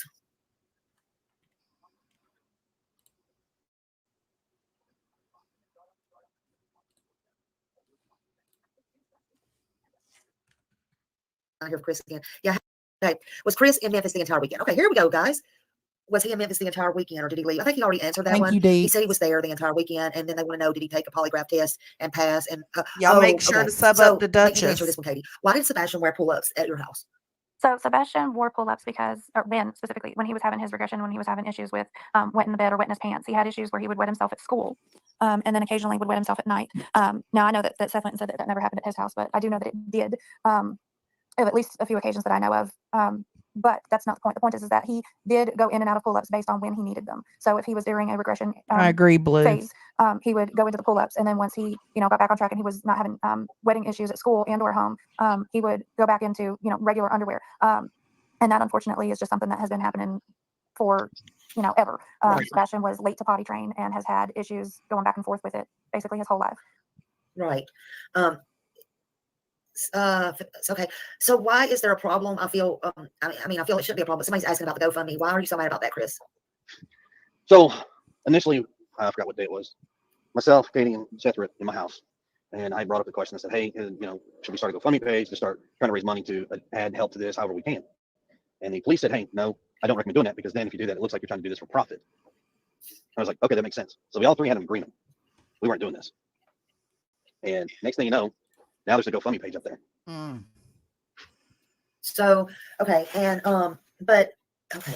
So why don't y'all just start your own GoFundMe page? I mean, it's like, there's no sense in arguing over it, really. I mean, So all of this just kind of stemmed because you got a family member who wants to go out there and blast some family matters to the public. That's where it all stems from. Like I said, this is not family problems. This isn't about family matters being public. It's about Sebastian. Right. And we've got some family members that aren't necessarily kosher about everything right now. And they're upset. Their emotions are, I got it. Everybody's been at one point hot-headed. If somebody tells me they're not, that's a lie. Zero, Queen Everybody's been hot-headed at Bella. some point. Yeah. Well, I mean, we got a missing kid, and that's a problem. Well, in my opinion, I mean, you have to put everything aside. I mean, your feelings, her feelings, and I know it's not easy. You've got, you honestly have to do this. You're going to have to endure a lot. It's not going to be pretty, and it's probably going to be worse. I just sat here with another case, 2.5 years, going on 3 years in June, and the things I've seen out of that has not been pretty, and no result. Yeah, and you've been a part of making that a shit show as well, Smiley. Have been unfortunately found, and but I'm hoping that it will be different with Sebastian. I know that the people there care. There's no Not doubt with you in my mind. involved, it won't be. And one reason You that know there's what? no doubt is No, I'm gonna take that back. Normally, I would say I would agree with her. Like, it's not gonna. Or she said it would be different. The only thing that's making this different is the stepdad that's not taking any shit. again, that's where I was born and raised, and I have family there, and I know, and there's good people there. There are good people there, and I see the difference. I really do. And sometimes this internet is harsh, but one thing that I see different with the police there is they do come out and they say, we do want your help. We do want, and they're asking and they're begging and they're doing everything they can to find Sebastian, and they're trying to put him first. It's not hard when you have others that have come up missing during this search for Sebastian, because everybody deserves a fair shot. Riley, everybody deserves a fair shot to get found. And I know that's breaking everybody's heart, your hearts, everybody's hearts, that this had to be scaled back a little bit, but you can't give up. We can't give up, and sometimes you're going to go to bed crying. You're going to go to bed, no matter what. No shit, Smiley. You're going to girl. hear things. You're going to see things. But again, the most important thing is Sebastian, because no matter what, no matter if he's out there, Summer Wells, well, good, fine, or not, he deserves to be found like anybody else. He is somebody, and he's your somebody. And he's this is crazy, somebody. Beats. This is and like insanity. Seth said, damn it, bring him back. Katie, I know you've been asked this 100 times, more probably. Today, after rethinking everything, to this day, if he could you right now, what would you say to him? And if somebody had him, what would you say to them? I would say to Sebastian that we love you, baby. Bubba, we're going to find you. We're going to bring you home. And I would say to somebody that has my son that they better let him go and they better come out, because we're going to come and we're going to find him. We're not going to stop, and we're going to bring an army with us, an army of support of people that are helping to look. And son, I love you. Katie, if you could take anything back about that day, about Sunday, and redo anything about Sunday, what would it be? I'd have slept outside that boy's door. I say it like that, and I promise I'm not laughing. I just I would have I don't know, I would have made sure to check him 100 times. They get older and you think that they're okay and that they're good, and you don't check as much throughout the night. Like when you get up, when he was little, if I woke up, I'd check on him. I was always looking at him, and as he got older and he didn't need that as much anymore, and I took that for granted. Yeah, there's a lot of things we take for granted, and we don't realize things can change in the blink of an eye, but they can. Hey, Chopper, welcome to the hippie hut. We don't realize how time, we just can't turn back time. That's one thing we cannot undo. Let me look on here. Okay, so they want to know on the super chats. They want to know. I agree, why you keep Kiko. making comments about what people think of you. Prius, why not focus on searching for Sebastian? It's okay, Mizzo. Well, I do focus on looking for Sebastian. But at the same time, when I said I'd answer questions and people want to put questions up there and then you want to put your comments and your 2 cents in with a question, you're going to get an answer. That's right. Somebody asked me to remember these, and I always forget them because I'm not used to them. Everyone's a suspect until they're found, Chopper. So you spoke about discipline. What kind of discipline did he want? They said you spoke about discipline. What kind of discipline did he want to get away from the house because of that?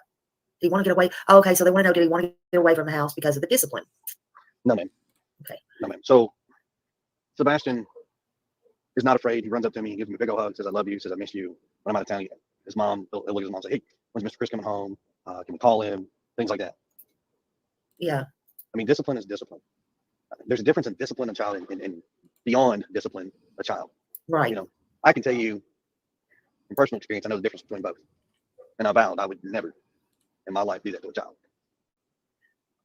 They want to know, okay, so he's already answered that one. He's looked for, they've put out flyers, and he's told a while ago that the signs that you see in the yard, he said that that come from his family. Yes. Yeah, and if people are interested in purchasing them or trying to get some ordered and sent to them, find me on Facebook, send me your just hit me up, and I will send you the point of contact, and you guys can reach out to him and work it out. In fact, actually, yeah, I would like to get that information, and I will get with you to get that about the signs or whatever. Yes, ma'am. Okay, yeah. Okay, let's see here. Sorry, I'm just going down. Okay, y'all be nice. Everybody's entitled to their opinions and their feelings. Don't get me wrong. Now I'm flipping down it, and I'm like, well, hold on, because I can't see them because I didn't catch them right when they first come up. Okay, okay. Okay, y'all be nice. I had to read some of these because once they're gone, I am not going to see them for a while. Oh, okay. Here. That's why I apologize. Is it hurtful to be? No, because it's hurtful to be a bio safe step. Oh, that's when we first come on here and I was asking you that. Okay, did he take any medicine before bed and did he sleepwalk? Yeah, did he sleepwalk?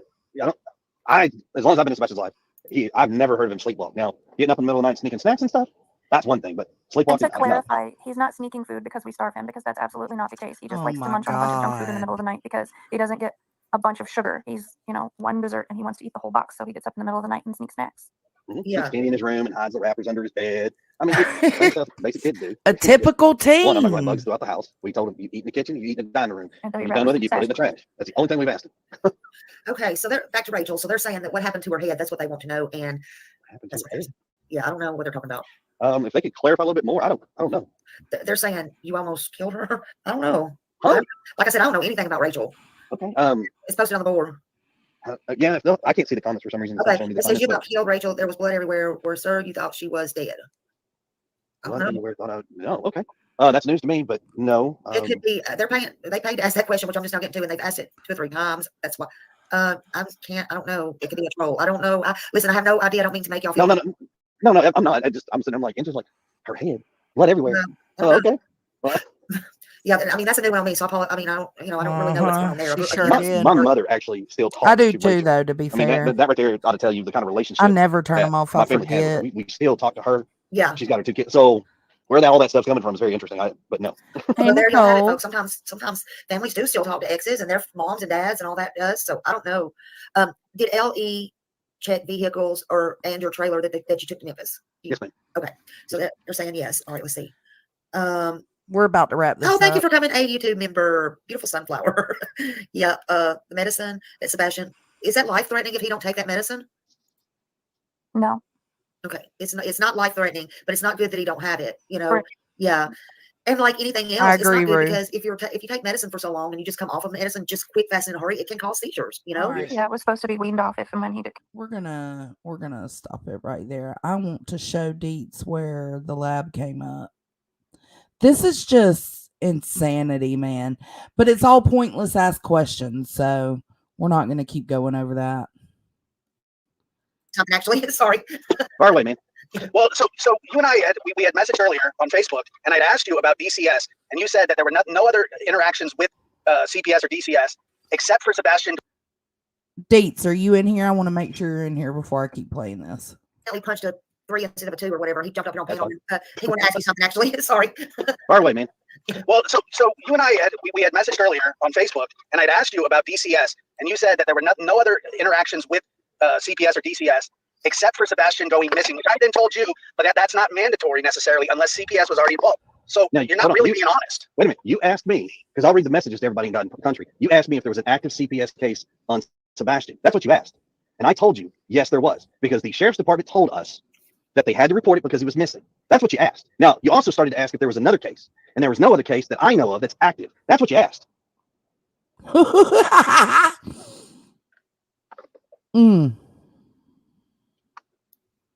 Josh? Yeah, she didn't read it. So, Maniac. like I said, sir, I'm brash. I'm to the point. Be respectful. Can you hear And me? I will tell you, and I'll be honest, I'm going to tell you the truth. I got nothing to hide. Did you hear what I said? Yeah, he said, okay. Can you hear him, Josh? I can hear him, yeah. Okay, go ahead. I can hear you now. Go ahead. Oh, I just said, well, in the messages that I asked that it was pertaining to Sebastian's school, right? Like you just said. And you said, no, other than him going missing, no CPS cases.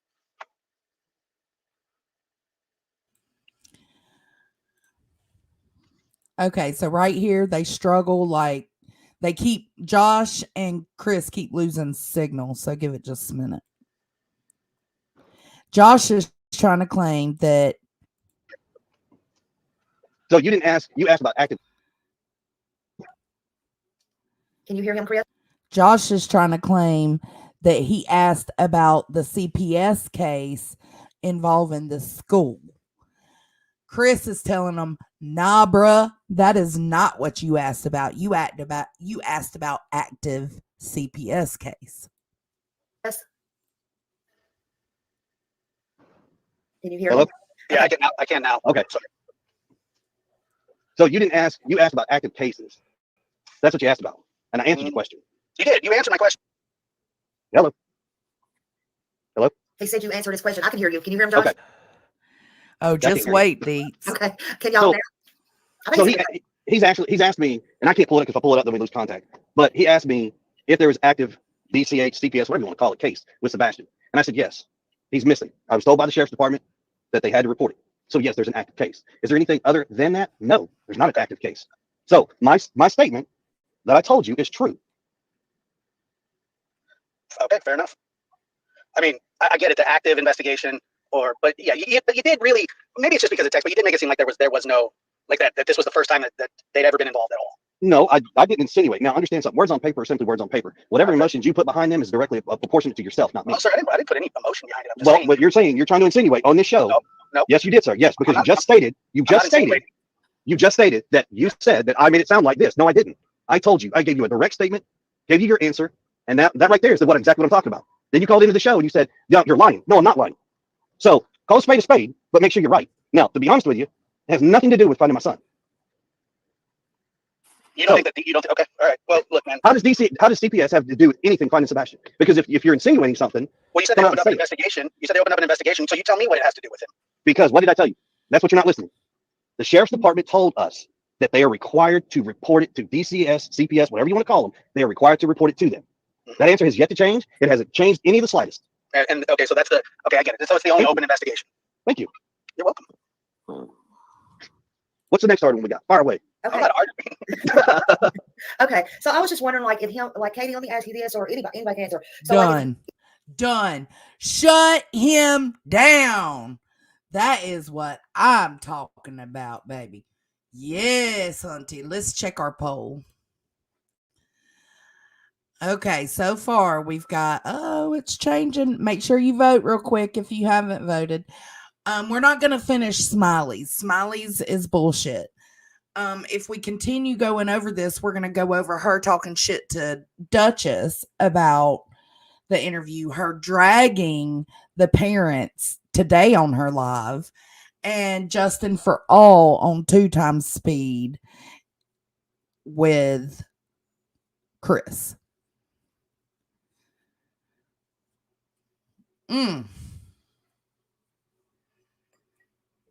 Period, Jenny. Period. Oh, my alarm's going off. Time for work. Let's go check the poll. All right. We got 80 for yes, 20 for no.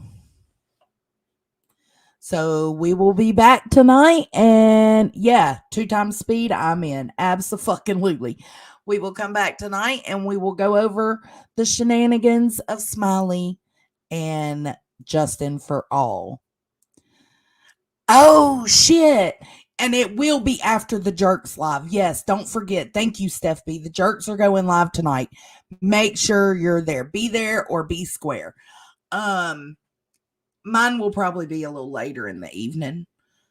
So I will catch y'all later. Thank y'all for being here, loving and supporting Sebastian and his parents. And let's just try to support them however we can and put an end to this bullshit that these bad actors are pulling. Oh, make sure you watch. The Jerks have bombshell news. It does, Mr. Tomato Head. It does. Okay, I love y'all. Thank y'all for being here. I will catch y'all on the flip side. Bye.